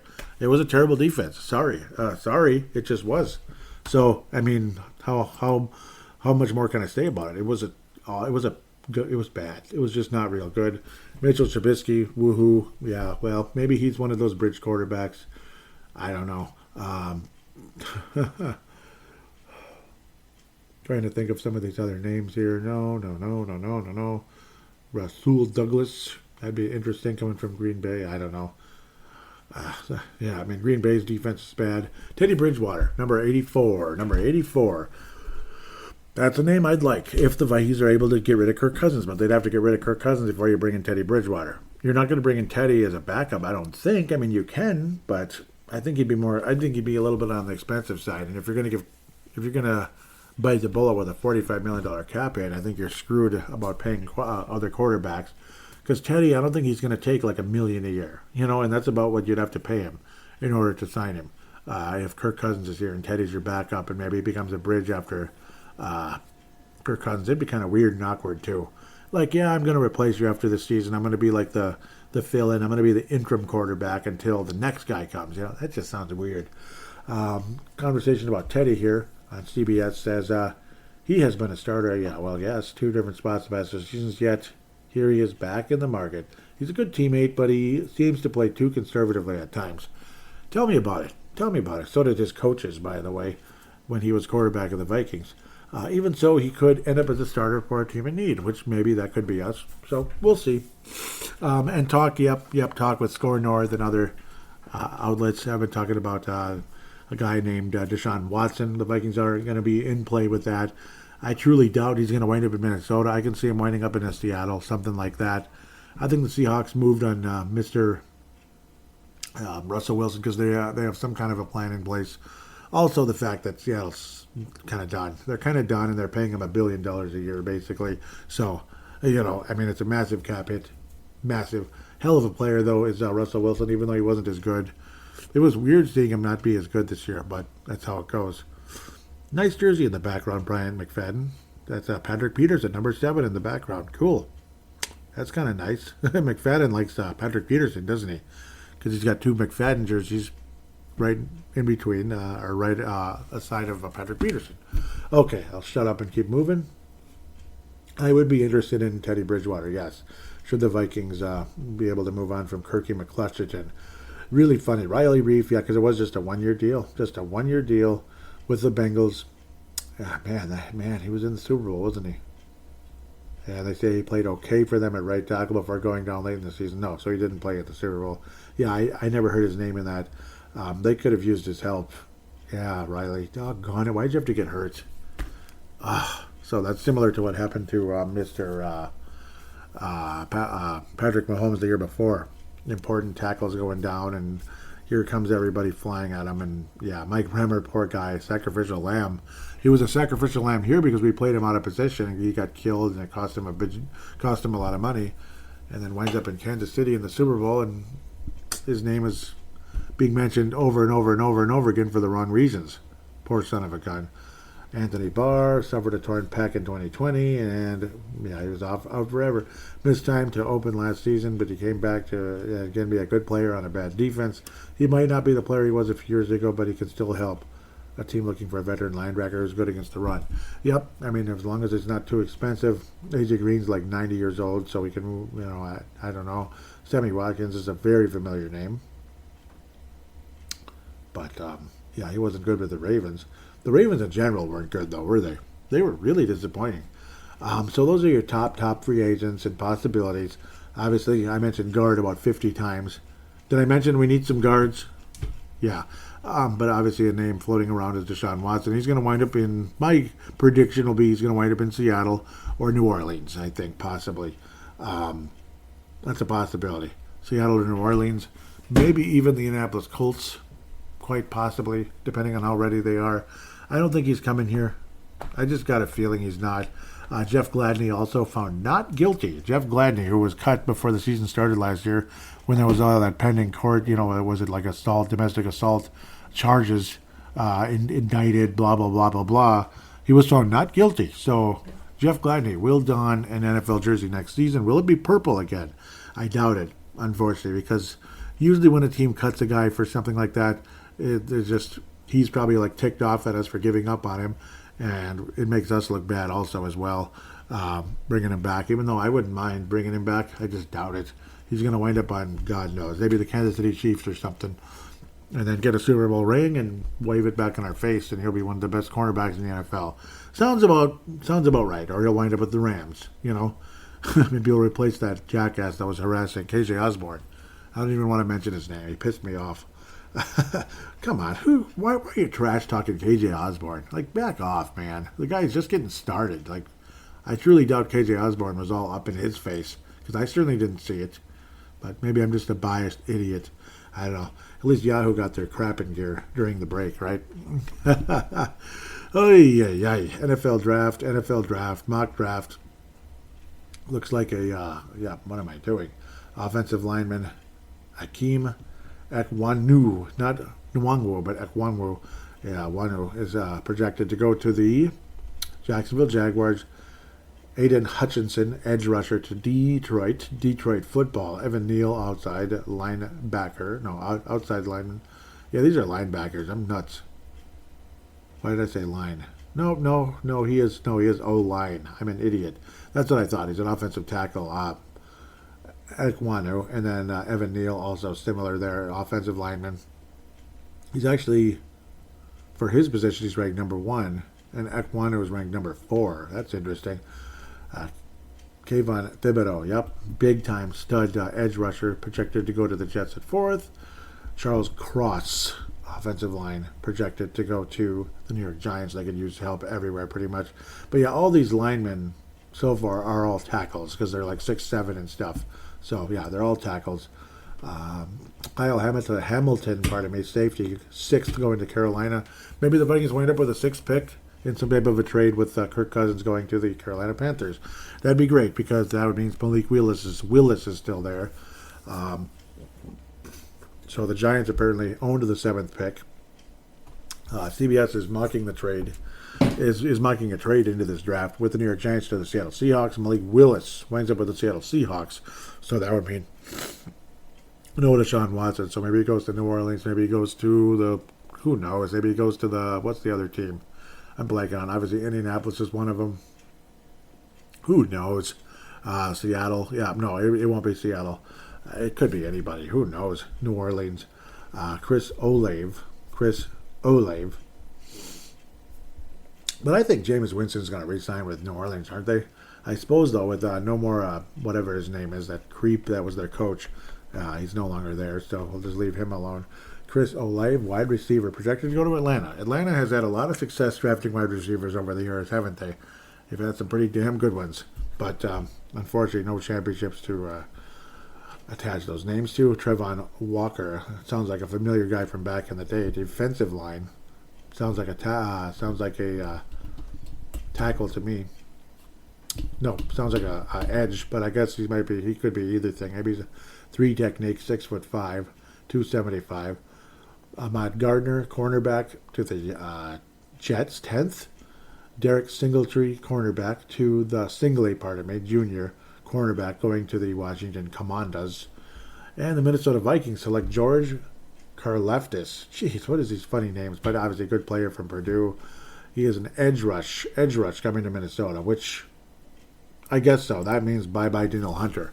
And at the cap hit, it very well could be bye-bye Daniel Hunter. But obviously he was a hell of a player for Minnesota, and he's still pretty young. So, I mean, he's a franchise edge. So, I don't know. If Daniel Hunter's staying, I don't think the Vikings go that direction. But we'll see. We'll have to wait and see. There won't be any Willits at the moment. And unfortunately, the quarterbacks are not all that exciting to talk about. Desmond Ridder is the next quarterback to go in this mock draft. He'd go 20th to the Pittsburgh Steelers, who obviously are another team that needs a quarterback. That's where another place where Deshaun Watson could wind up. That's an easy possibility. He could wind up there, along with Kirk Cousins. Could wind up with the Pittsburgh Steelers, depending on their vision going forward. And also, even if they do draft Desmond Ridder, don't be surprised if they make a trade anyway for Kirk Cousins, as long as it doesn't involve that draft pick, but maybe it would. And maybe the Vikings wind up with Ridder. I don't know. Carson Strong to the Bucks. That's the next quarterback drafted. Carson Strong out of Nevada. Interesting. 6'3", 226. Packers drafted an edge. Woohoo. We're happy for him. Daxton Hill's going to the Chiefs. Trevor Penning to the Bungles, who need an offensive line like they need to breathe. Kenny Pickett. Some people believe Kenny Pickett will wind up with Pittsburgh because, well, it's Pittsburgh, and I think they'd love that. I think it'd be fun, but we'll have to wait and see. That's the hand size conversation again. Maybe he's a fumbleitis phenom, fumbling phenom like Dante Culpepper. It's larger hands on an ant, right? No, I'm kidding. Dante Culpepper, my God. I still couldn't believe 2002. How many times that son of a gun fumbled the frickin' ball. Oh, my God. Just dude, hang on to the ball. Please. For the love of God, hang on to the ball, Dante. But enough about Adrian Peterson against the Saints. So we'll try to move on from that. With that said, though, Minnesota Vikings obviously have holes up the yin-yang. They have holes here, they have holes there, holes at the guard, holes at the center. Quarterback is too damn expensive, and you're never going to win a Super Bowl with a $45 million cap hit when he's the 10th, 11th, 12th, 14th best quarterback in the league. It's not going to happen. It's simply not going to happen. So we got to bring the cap down somehow, some way, and pray to God we can add enough pieces to pull off a miracle of miracles. Actually win multiple playoff games with Kirk Cousins as a starting quarterback in the same season. Back-to-back playoff games. How about back-to-back-to-back-to-back playoff games? Then you might have a shot at, then you win a Super Bowl, yeah. But outside of that, we're probably going to have to make the playoffs as a wild card one way or another, because Green Bay's been insane the last couple of years, regardless if we like it or not, because Rodgers is probably going to be insane again. Re-signed with the Green Bay Packers, $200 million, 4 years. 4 years, $200 million. Back in the day, $200 million was like 13 years. You remember? You remember that? It was at least 10 to 13 years. Now, 4 years, $50 million a year. Oh, is that all? $50 million, $50 million a year. Come on, he's underpaid. The players should strike again. The players should strike. That's bullcrap. They should strike. But well, at least Rodgers isn't one of the guys going crazy about stuff, but necessarily about guys being underpaid. He's not one of them, thankfully. But I don't know. Yeah, since he's the Packers quarterback, we have to automatically hate him, though, no matter what. It's kind of funny. But I guess I've been guilty of that my whole life, so I better shut my big fat yap at the end of the day. Speaking of shutting my yap, I think that's about where we're going to be right now. I'm kind of surprised about the edge rush conversation, but then again, other than the most likelihood that Daniel Hunter's probably gone, which sucks. But when he's healthy, God, he's like the best edge rush in the league. They say position rank for edge rushers in the draft. Well, if you have position rank for edge rushers in the NFL, when healthy, Danielle Hunter, number one. He's the best. He's at the top of the NFL. I can imagine. And he's the kind of guy that could be pointing to his ring finger after he made the big sack, the final stop of the biggest game of his life, the biggest game of anybody's life, if they play football. That's what you want to see. Yeah. When you have an edge rush at that level of talent, rather than hoping and banking on a draft pick, which could end up being the next Erasmus James, you don't know. It could be. Erasmus James was a first-round pick, don't forget. Demetrius Underwood was a first-round pick, don't forget. Wound up doing absolutely nothing and turning out to be a maniac, frankly. Demetrius Underwood was a maniac, and everybody knows that. Of course, that's going back way back in the day now. Guys like Sebastian were just little boys back when that draft happened. I was already just becoming a young adult around 99. So, yeah. You have a pass rush like that, though, just like the Rams and the Bucks, you could win a Super Bowl. Absolutely. So I'm hoping the Vikings can keep Danielle Hunter and figure something out, because no draft pick is a guarantee. Quarterback, edge, whatever the heck it is. Vikings need to shore up the guards and interior line, basically, offense. That's the immediate points of need. And obviously, long-term, the quarterback. Wide receiver, we're fine, but at the same time, you just never know. Tight end, it wouldn't kill anybody to take another tight end, even though we did draft a very interesting one. So we'll see what happens. A very interesting guy last year. He didn't play a lick, so we'll see if he emerges. Last year's draft class, it's almost like you can kind of, give them the benefit of the doubt, because that coach didn't want those guys on the field for some flippin' reason, outside of, Christian Darrisaw. I almost called him Crenshaw. Christian Darrisaw. Outside of him, I mean, that was a situation that was odd and crazy and frustrating at the end of the day. So with that, though, again, really enjoyed talking about this. Really enjoy looking at the future for Minnesota, and I'm hoping for the absolute frickin' best. With that, we will take a break. We will get to fan interaction, talk to every one of you, and at the end of the day, we will pass out the yearly awards and the 2 new Hall of Fame Purple Mafia inductees. All at segment number 3. Stick around.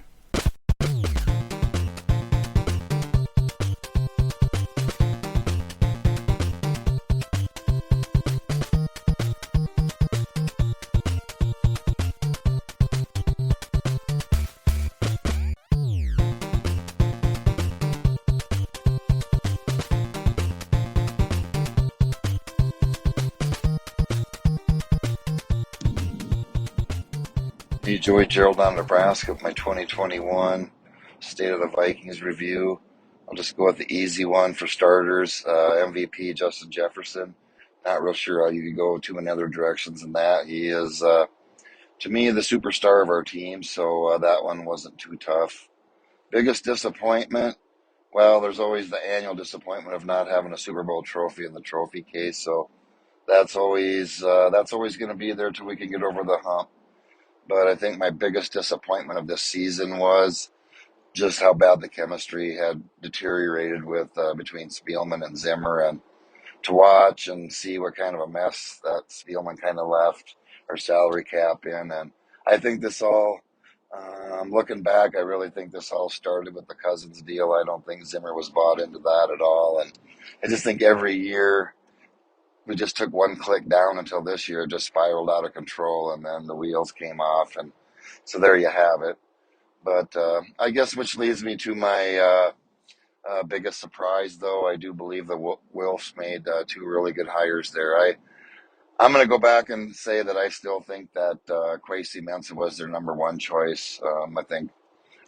I think a lot of people thought Ryan Poles was their number 1 choice, and maybe he was, who knows. But I really just don't think they acted like they were that disappointed, and I just feel like I think that was their number 1 guy all along. So, and then the head coach hire, I was almost convinced that they would go with Jim Harbaugh, and not that I'm not saying that would have been a bad choice, but.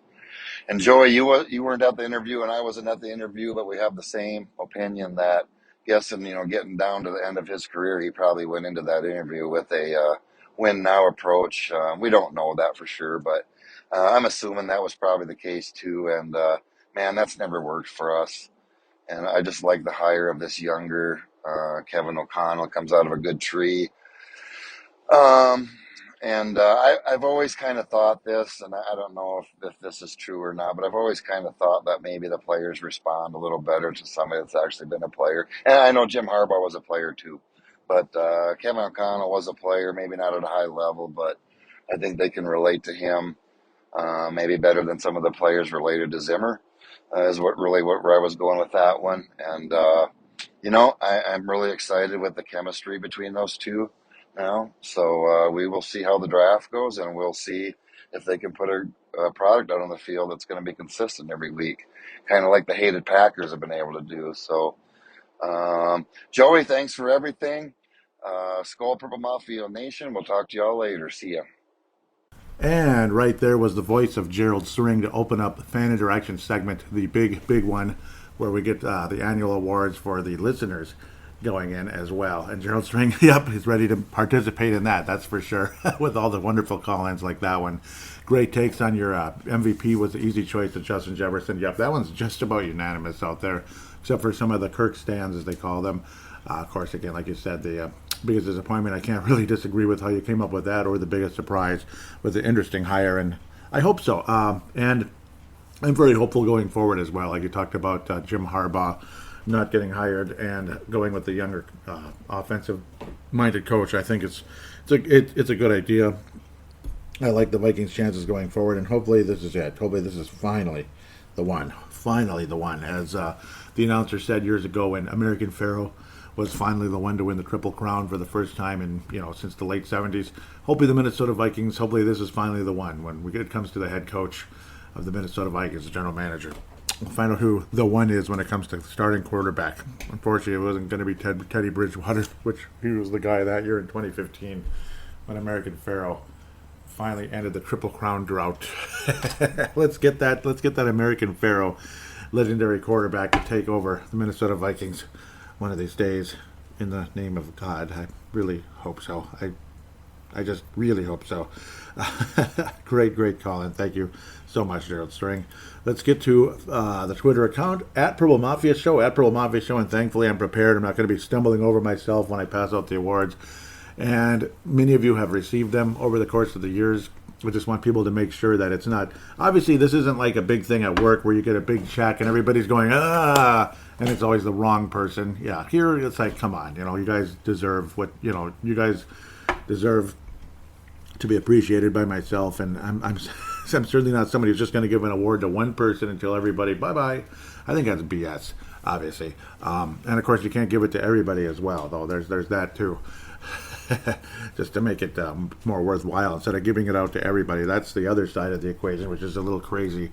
Yeah, so let's go. Those of you that retweeted the show: Malcolm McSween out of California, Tanae Brown out of New Zealand, Vince Germano out of Australia. Thank you so much for the retweets of the most recent episode 369. Cousins and O'Connell. That would make this episode 370. Cool. Malcolm brought up an idea of a possible background with the Minnesota Vikings sleeve. So you kind of got the trifecta of the purple, the dominant purple, the white, and the gold, and then the Nike. Regardless of how some people might feel about Nike these days, but that's okay. It doesn't matter. I still like their shoes. I don't agree with some of the things they do or say or whatever, but I like their shoes because they're the most comfortable shoes. It just kind of is what it is when it comes to that.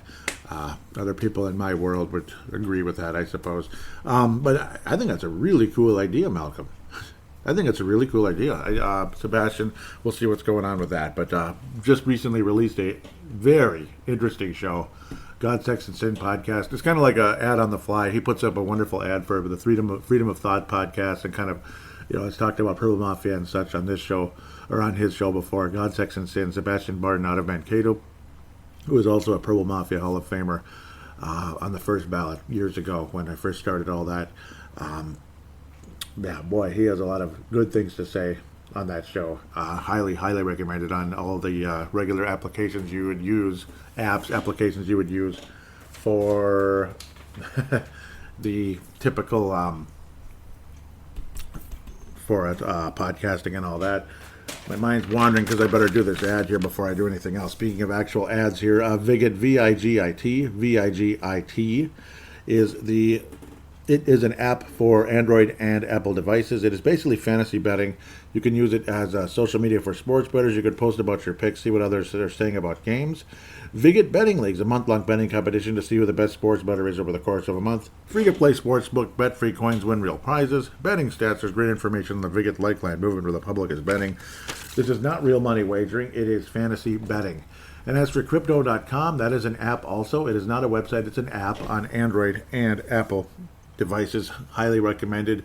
I understand a lot of you may be tired of hearing about crypto, but it's another way to possibly make money. You are not guaranteed to win. You are not guaranteed to come ahead. No. So anybody that's saying that is lying to you. So don't listen to them, obviously.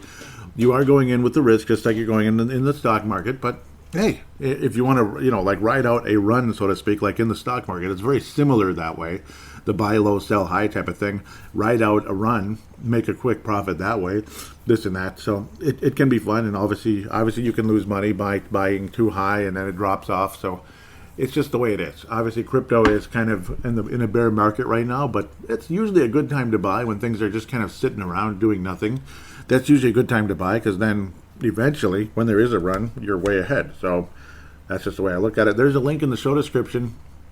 Click on that. It'll show that I referred you, and you get $25 put in your account. And, of course, it helps this and my other podcasts as well. Let's get moving. But, yeah, thank you, Malcolm. That's a nice idea there. Malcolm says, if possible, maybe a tricolor background. I was thinking along the lines of Vikings sleeve design. Yeah, and I think that's pretty cool.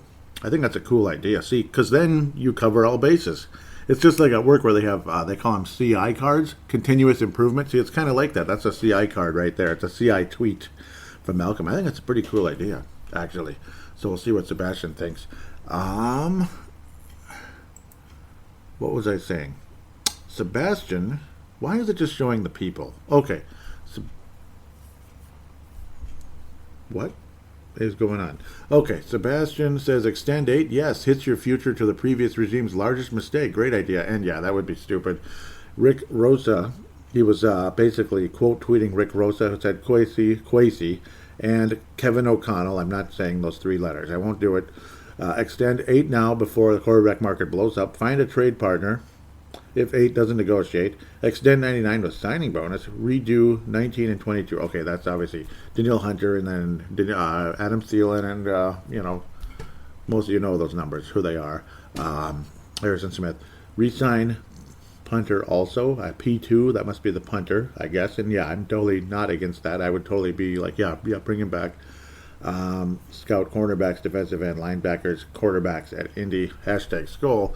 And yes, Blackspace, I'd be Sebastian Barton was saying, yeah, great idea. Let's latch on to the previous regime's largest mistake, and it was.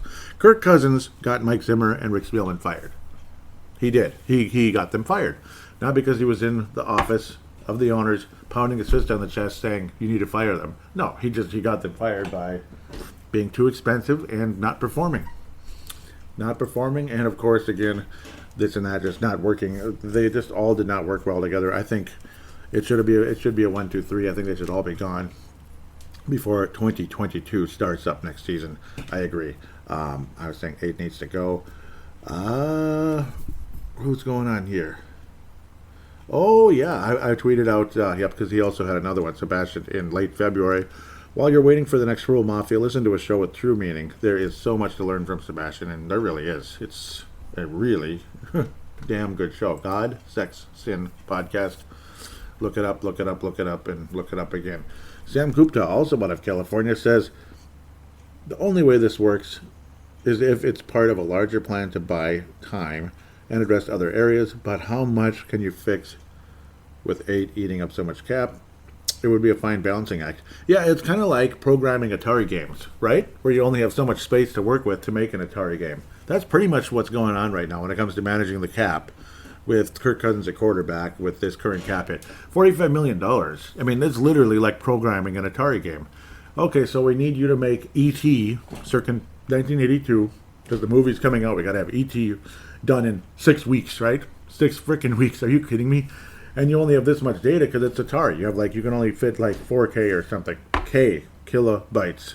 Not megabytes. Oh no. Gigabytes? What the heck is a gigabyte? This isn't the 24th century, This isn't Star Trek.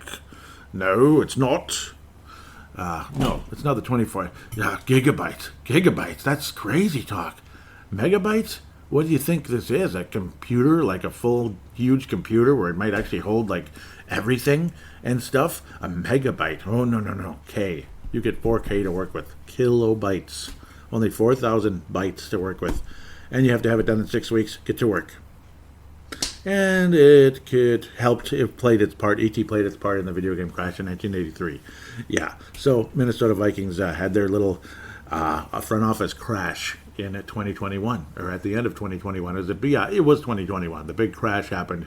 It was the crash. Fans weren't excited. Purple Mafia lost numbers, which it did this year. It lost numbers this year. It lost numbers last year too. Why do you think that is? I mean, maybe I suck too. Maybe that's part of it. But of course, Purple Daily, they're bragging on and on about the greatest numbers ever. So it is what it is.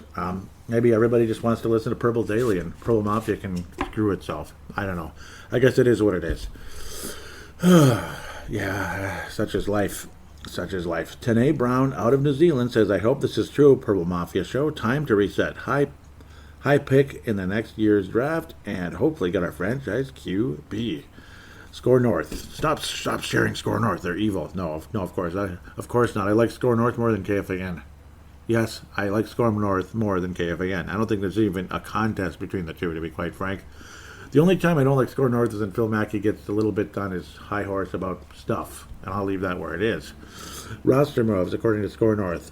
The Minnesota Vikings could be moving on from high-priced veterans, per Jason LaConfora of CBS Sports. Skull.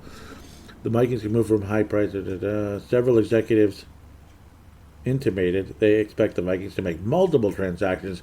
Much of the chatter has focused on quarterback Kirk Cousins and his huge contract and massive cap hit. But in general, league sources said the new regime in Minnesota is open to dealing several of their more high-priced veterans to try to reset the cap situation, add more draft picks, and prepare for the future. I hope so too, tonight. I really, truly hope so. Like hands folded right now. You can't see it. Tanae can't see it, nor can anybody else. My hands are folded, please. I hope that's true as well. I think it is. If I was the new general manager of the Minnesota Vikings, what do you think I'd want to do? I'd want to do exactly that. And that does mean household names on their way out. I'm sorry, it is what it is. Household names, favorite players, golden boys like, golden boys like a year ago, Kyle Rudolph, everybody was so excited about, I think Kyle Rudolph's the greatest person ever. I don't think he was, actually. It sounds like he was kind of an ass, actually. He was kind of an ass, it sounds like, in more ways than one, and I'll leave that where it is. But it does sound, that from what I hear, he was an ass, kind of. He wasn't exactly the best person ever. Oh, he's the most charitable person in the history of the world. Yeah, if you had multi-millions of dollars, I think it's a little bit easier to do that, actually. Doesn't mean you're the greatest teammate. It doesn't. Like, Tyrann Mathieu is an ass. But he's a charitable guy who was up for the Man of the Year and all that stuff. So, it is what it is. Adam Thielen, I don't think he's an ass. No, he does not come off like an ass. But he is very expensive. So, it is what it is. Let's go on. May have lost a couple more listeners for what I just said, but that's how that goes. Sebastian was asking a jersey sleeve, and it's like, yep, and then I showed him, the image. So, yep, that's the end of the Twitter account for now. Nothing from Mad Martin, unfortunately. I do believe he said something earlier. Nope, it was just about the colors of the background. He voted for purple. I'm leaning that way too. I just wish that I just wish there wasn't a purple shade to the entire image. That's the one concern I have there. I don't know why I did that, actually.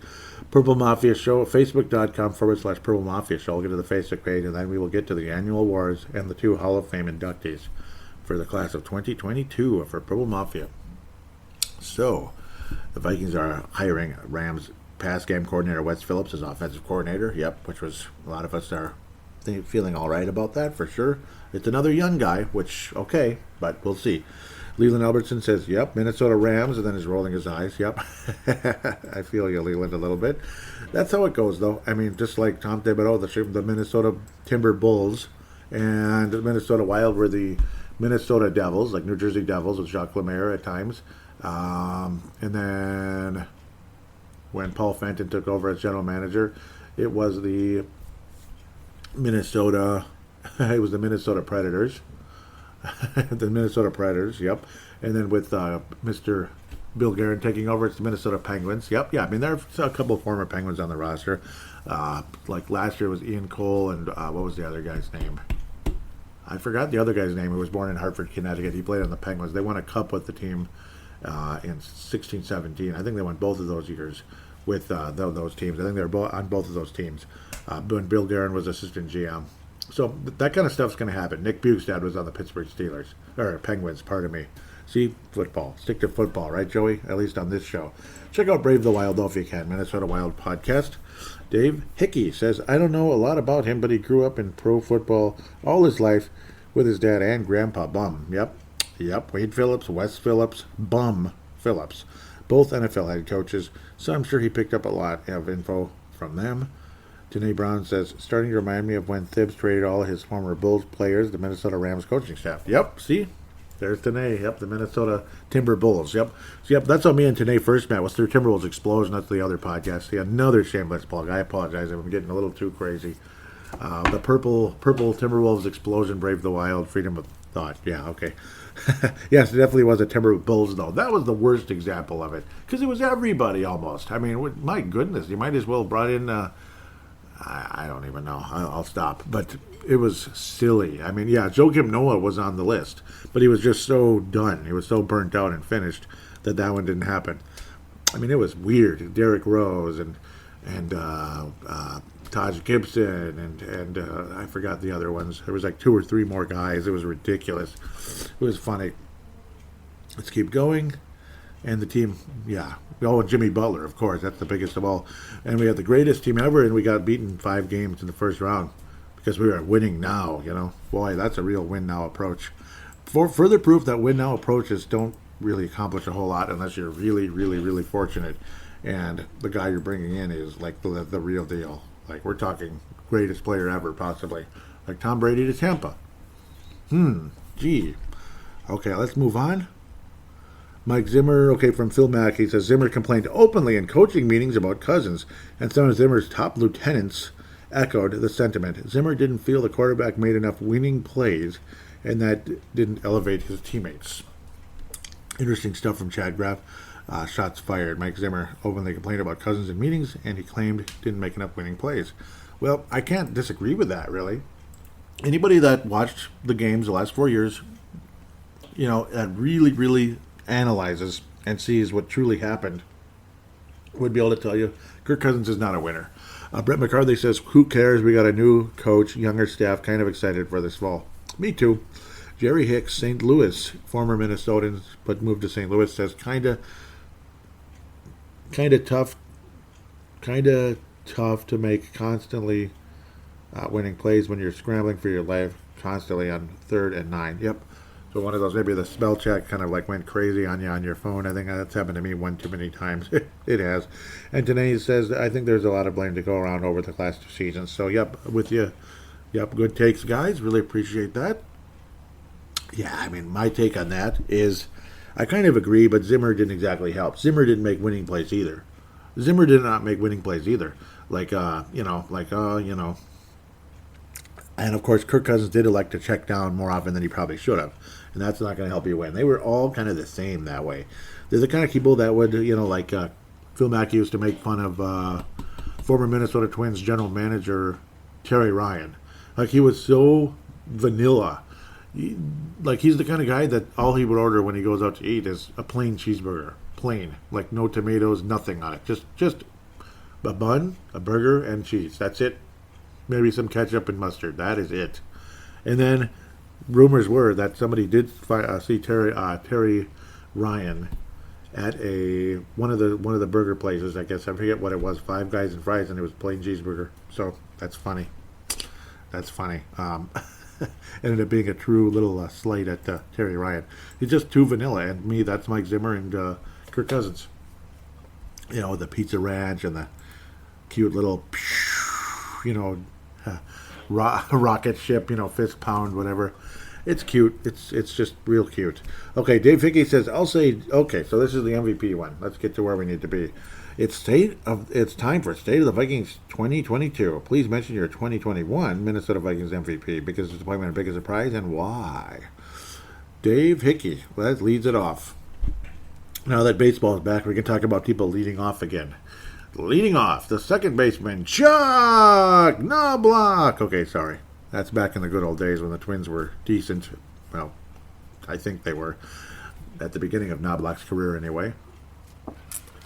Anyhow, Dave Hickey says, I'll say JJ for MVP, and maybe Kendricks on D. Kendricks on D. Yep, defensively for MVP. I thought, yeah. I mean, I still love him. A lot of people were talking about he dropped off this year. A little bit, yeah. But I thought he was pretty good generally.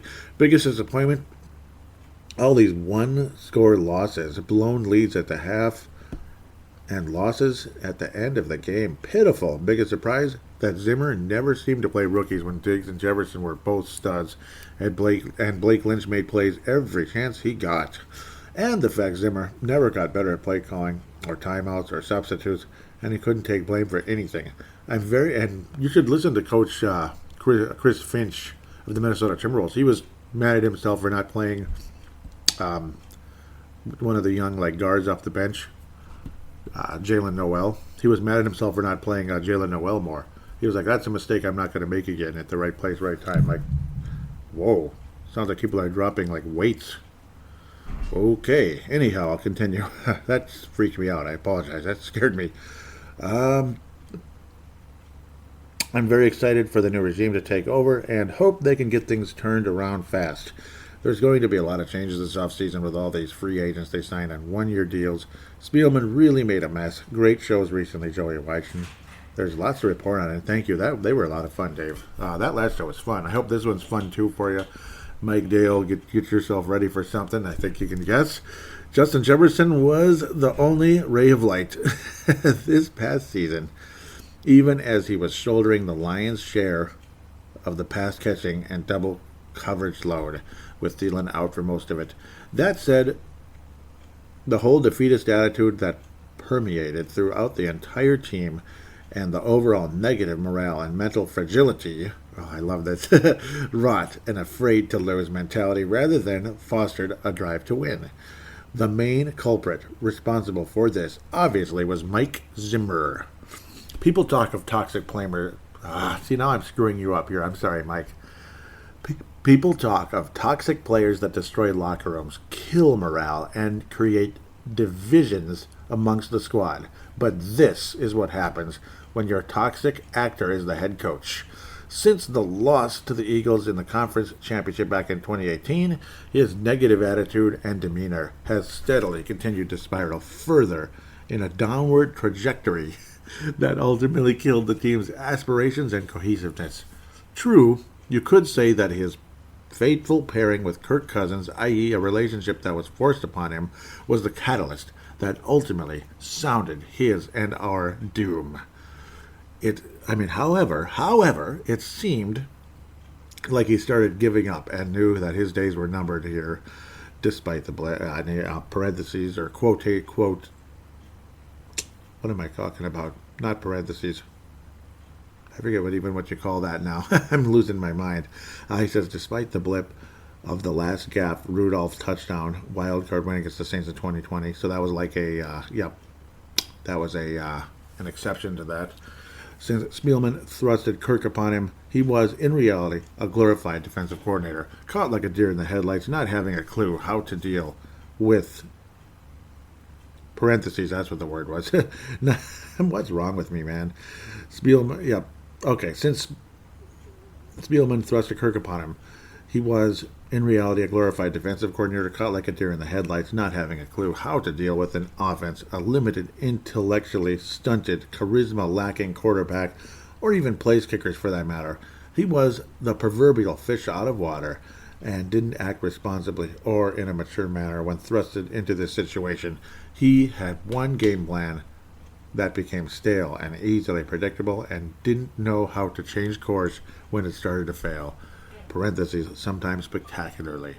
Despite many games this past season, KJ Osborne and Kene Nwangwu were my two delighted surprises during this season. Yep, feel you there.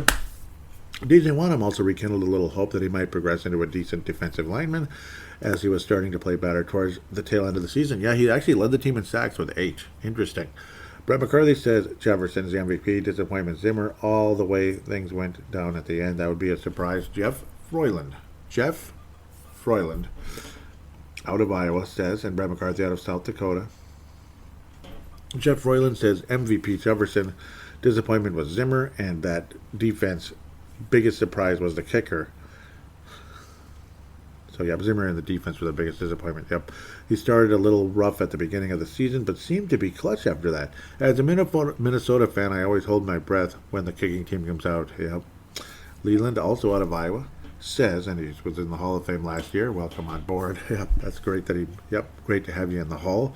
Leland says, I would say state of the Vikings right now is unknown, or more like unproven.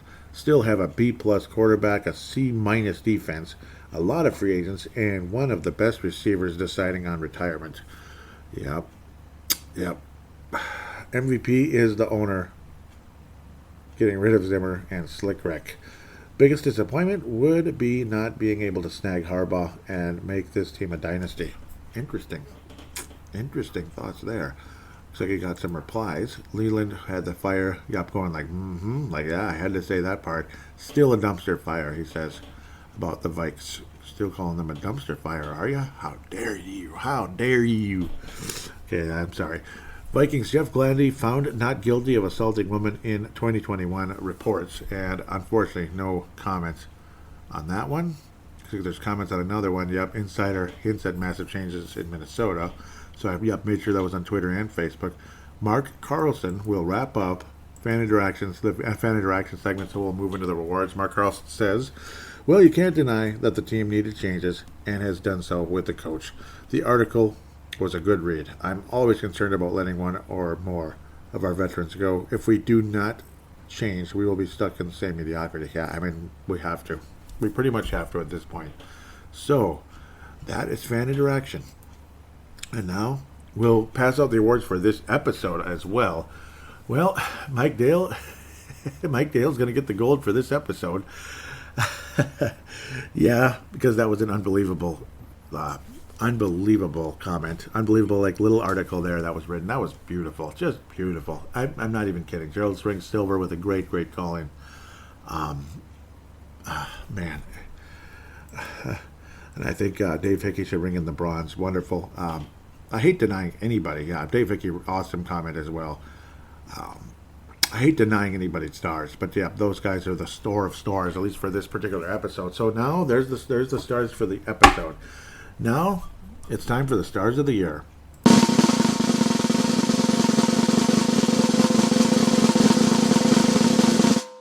All right, well, here it is. Your bronze star of the year. It's going to be 3 people. Tanae out of New Zealand, Leland out of Iowa, and Dave Hickey out of Iowa. Bronze stars. So very generous in my sense of getting 3 people the bronze star. There'll be 2 silver star winners. Time for those right here, right now. The winners there are Gerald String out of Nebraska, Mad Martin out of Northern Scotland, and the gold star winner of 2021.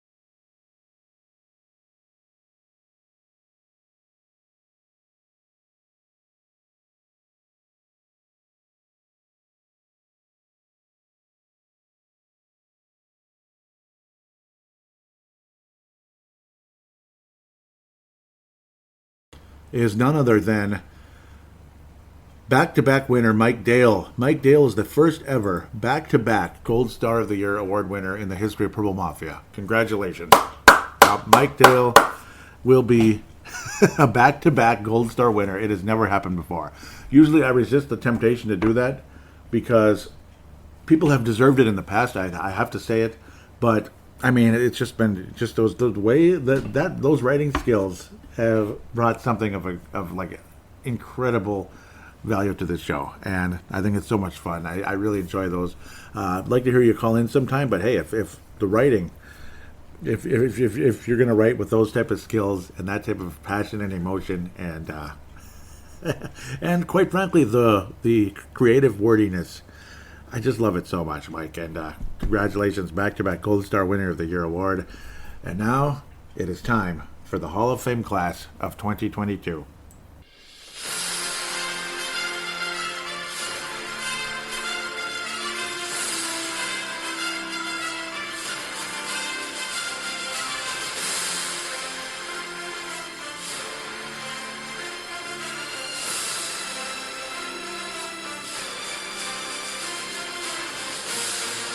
It is a song of victory, a song of excellence, a song of greatness. A song one day we hope will be played as the Lombardi Trophy is carried up to the podium with Minnesota Vikings head coach Kevin O'Connell, owners Ziggy Wilf, Mark Wilf, Kwesi Andolfo-Mensah, and starting quarterback, whoever it is. And purple, gold, and white is coming down from the sky with that beautiful confetti. One day we hope to hear that song with Lombardi being presented to the world champion Minnesota Vikings. But for now, that song represents two new Hall of Famers joining in the Hall of Fame class of 2022. The two inductees will be Jeff Froyland out of Iowa. Longevity, consistency, support of this show. You've been wonderful, Jeff. Wonderful to have you on board in the Hall of Fame. Jeff Froyland, congratulations. You have been a wonderful, wonderful member of Purple Mafia for years. And Iowa is a gold mine when it comes to Purple Mafia listenership. I just appreciate you guys so freaking much. One of these years, I think I'm going to give the state of Iowa a Hall of Fame induction for Purple Mafia, and I think it would be appropriate. Iowa, I love you. I love you. You make me want to say, go Hawkeyes, go go Cyclones, whichever one it is. Whichever one you support. A lot of you support the Hawkeyes, but I'm sure some of you support the Cyclones. There's even Northern Iowa as well, the purple uniforms there as well. They had a nice run in the NCAA tournament years ago in hockey. Not hockey, in basketball. That was fun. I was rooting for them at the end of the day. But the state of Iowa, man, you guys are great. Jeff Froyland, thank you so very much. Thank you so very much. And now, the other member, the other guy joining the Hall of Fame, it should probably be obvious considering the circumstances, and that would be back-to-back Gold Star winner Mike Dale out of New York, the state of New York. Mike Dale, congratulations. Welcome to the Purple Mafia Hall of Fame for the class of 2022. Mike Dale, unbelievable writing skills, unbelievable passion for this team, great support for the show. Just thank you so much. You are incredible. It didn't take long for me to get you in here. I basically made the decision a year ago because, and I figured Jeff Froyland, it was time as well, about a year ago. I mean, seriously though, it's like last year was so amazing, but it's like, I can't do it right away. And, there's other people that have been around for so long. Mike Dale, I think, has been around for a long time, just wasn't visible.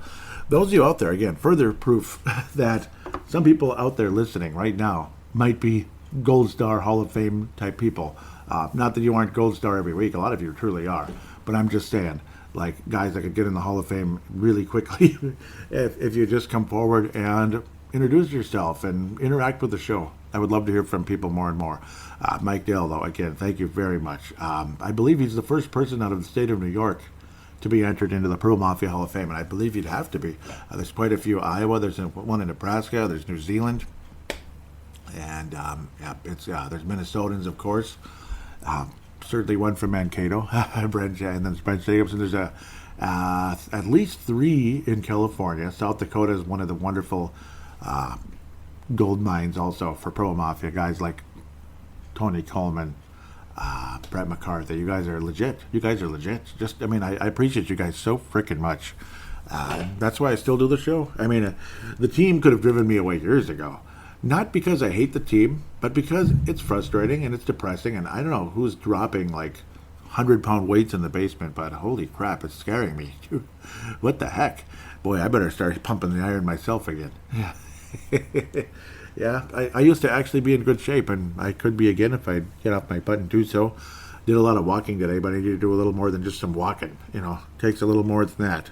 Walking is the most casual exercise you can come up with. You know, anybody can walk, but I suppose, well, maybe not anybody. But with that said, you guys, just thank you so much for the support you've brought this show. The Mark Carlsons forever. The Gerald Springs forever. Sam Gupta, Sebastian, Brent Jacobson, who I don't hear from anymore, sadly. I don't know what happened to the Mayor Henrys. They vanished off the face of the earth. I don't know if they got sick of the Vikings or they got sick of me or what.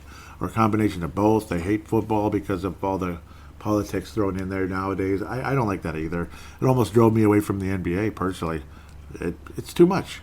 And all this subtle, like, all the subtle little this and subtle little that. Those of you that, are aware of some of the other little messages that are sent in commercials and all that. I don't like it. It's New World Order garbage. It is what it is. Some people agree with certain things, but not with others, this and that. Other people agree with everything I'm saying. Others agree with some of it and blah, blah, blah. But that's just the way life is. But I'm going to keep trying to keep bringing this show out year in and year out. 14 seasons doing Pro Mafia. I can't believe it. Am I announcing my retirement today? Probably not. I haven't even inducted myself into the Pro Mafia Hall of Fame, have I? That's interesting, but I don't need to. I guess I'm just kind of already the owner of the show, so I guess it doesn't really matter. But I suppose commissioners of leagues get into Hall of Fames, but we'll see. Maybe I shouldn't be in the Hall of Fame because it's already my show anyway, so that would be kind of like tacky, I think. But at the end of the day, please do write a positive rating for Purple Mafia on Apple Podcast, Stitcher, Spotify. You can put star ratings. I don't know if they let you write. Audible, they do. But those of you that have, thank you so much. And that's another way to get a quote-unquote vote or two to get in the Hall of Fame. Let me tell you, because I know Jeff Royland has done it, and Leland has done it. You guys just, thank you so much. Mark Carlson. Many of you have done it. Dave Hickey. So, Gerald String, guys like that. Just thank you guys so much. And the incredible interaction, the incredible phone calls by Dave Martin, Gerald String. Tanae Brown has done a call-in or two, and his calls are so good. More of you can call in. I mean, go ahead and do it. Brent Jacobson, I really missed your call-ins. I really do. With that said. So, don't be afraid to call in, and the way to be able to do that, for those of you that haven't really thought about it yet, and maybe you're new to the show and you're like, yeah, I want to do what Gerald did today. Well, it's very, very easy. Just open up your smart device. We all have it, just like my nice new Samsung Galaxy S22 Plus. And I know it's not a plug. It's just for fun because I like having, I don't know, it's a nice new phone. I enjoy it. Just open it up. There's free voice recording applications on every smart device on the planet, whether it's Android, Apple, or God knows what. Mostly Android and Apple, I would think, at this point. There's not really Windows or BlackBerry anymore, is there? Like Windows, that just kind of came and went. Just like the Microsoft Zune. It was actually not a bad MP3 player. And then it's just gone just like that. It's weird. For Google, it's just pretty much Google Podcasts on the device. There really aren't iPods anymore anyway, because the software and hardware on those were pretty crappy, to be quite honest. So it's just, you just use what I did was I got a smaller, cheaper iPhone called an iPhone SE, like the newer version of it at the time, one made in 2020, and used that as an iPod. That's the way to go.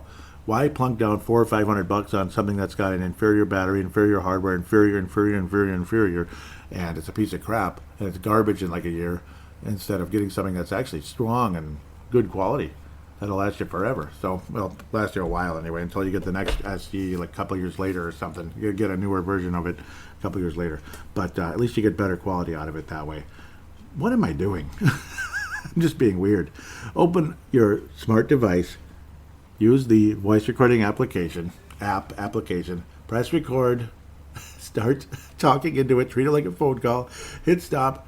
Convert it into, hit stop. Email it to me at paladinolive@yahoo.com. Paladinolive@yahoo.com. I do the converting. It takes 1 second anyway. On Zamzar.com with a Z, you can convert files of any kind on that website for free, unless it's like a huge thing and you need to do it all the time, then you can subscribe with them. So with that, now that I'm done plugging everything on the planet, in Golden Valley, we have Benihana's. Okay, yeah, I'm just kidding. Wish I could make some money right now. That'd be great. I could sure use some money, to be quite fair. It'd be nice to do something fun instead of, working in a freaking factory. But with that said, I'll leave that where that is. Talk to you when I talk to you. It shouldn't be too far away. Free agency's coming right up, and I'm sure there's some news on the horizon, and we'll get to it when the time comes. Until next time, take care, God bless, and go Vikings.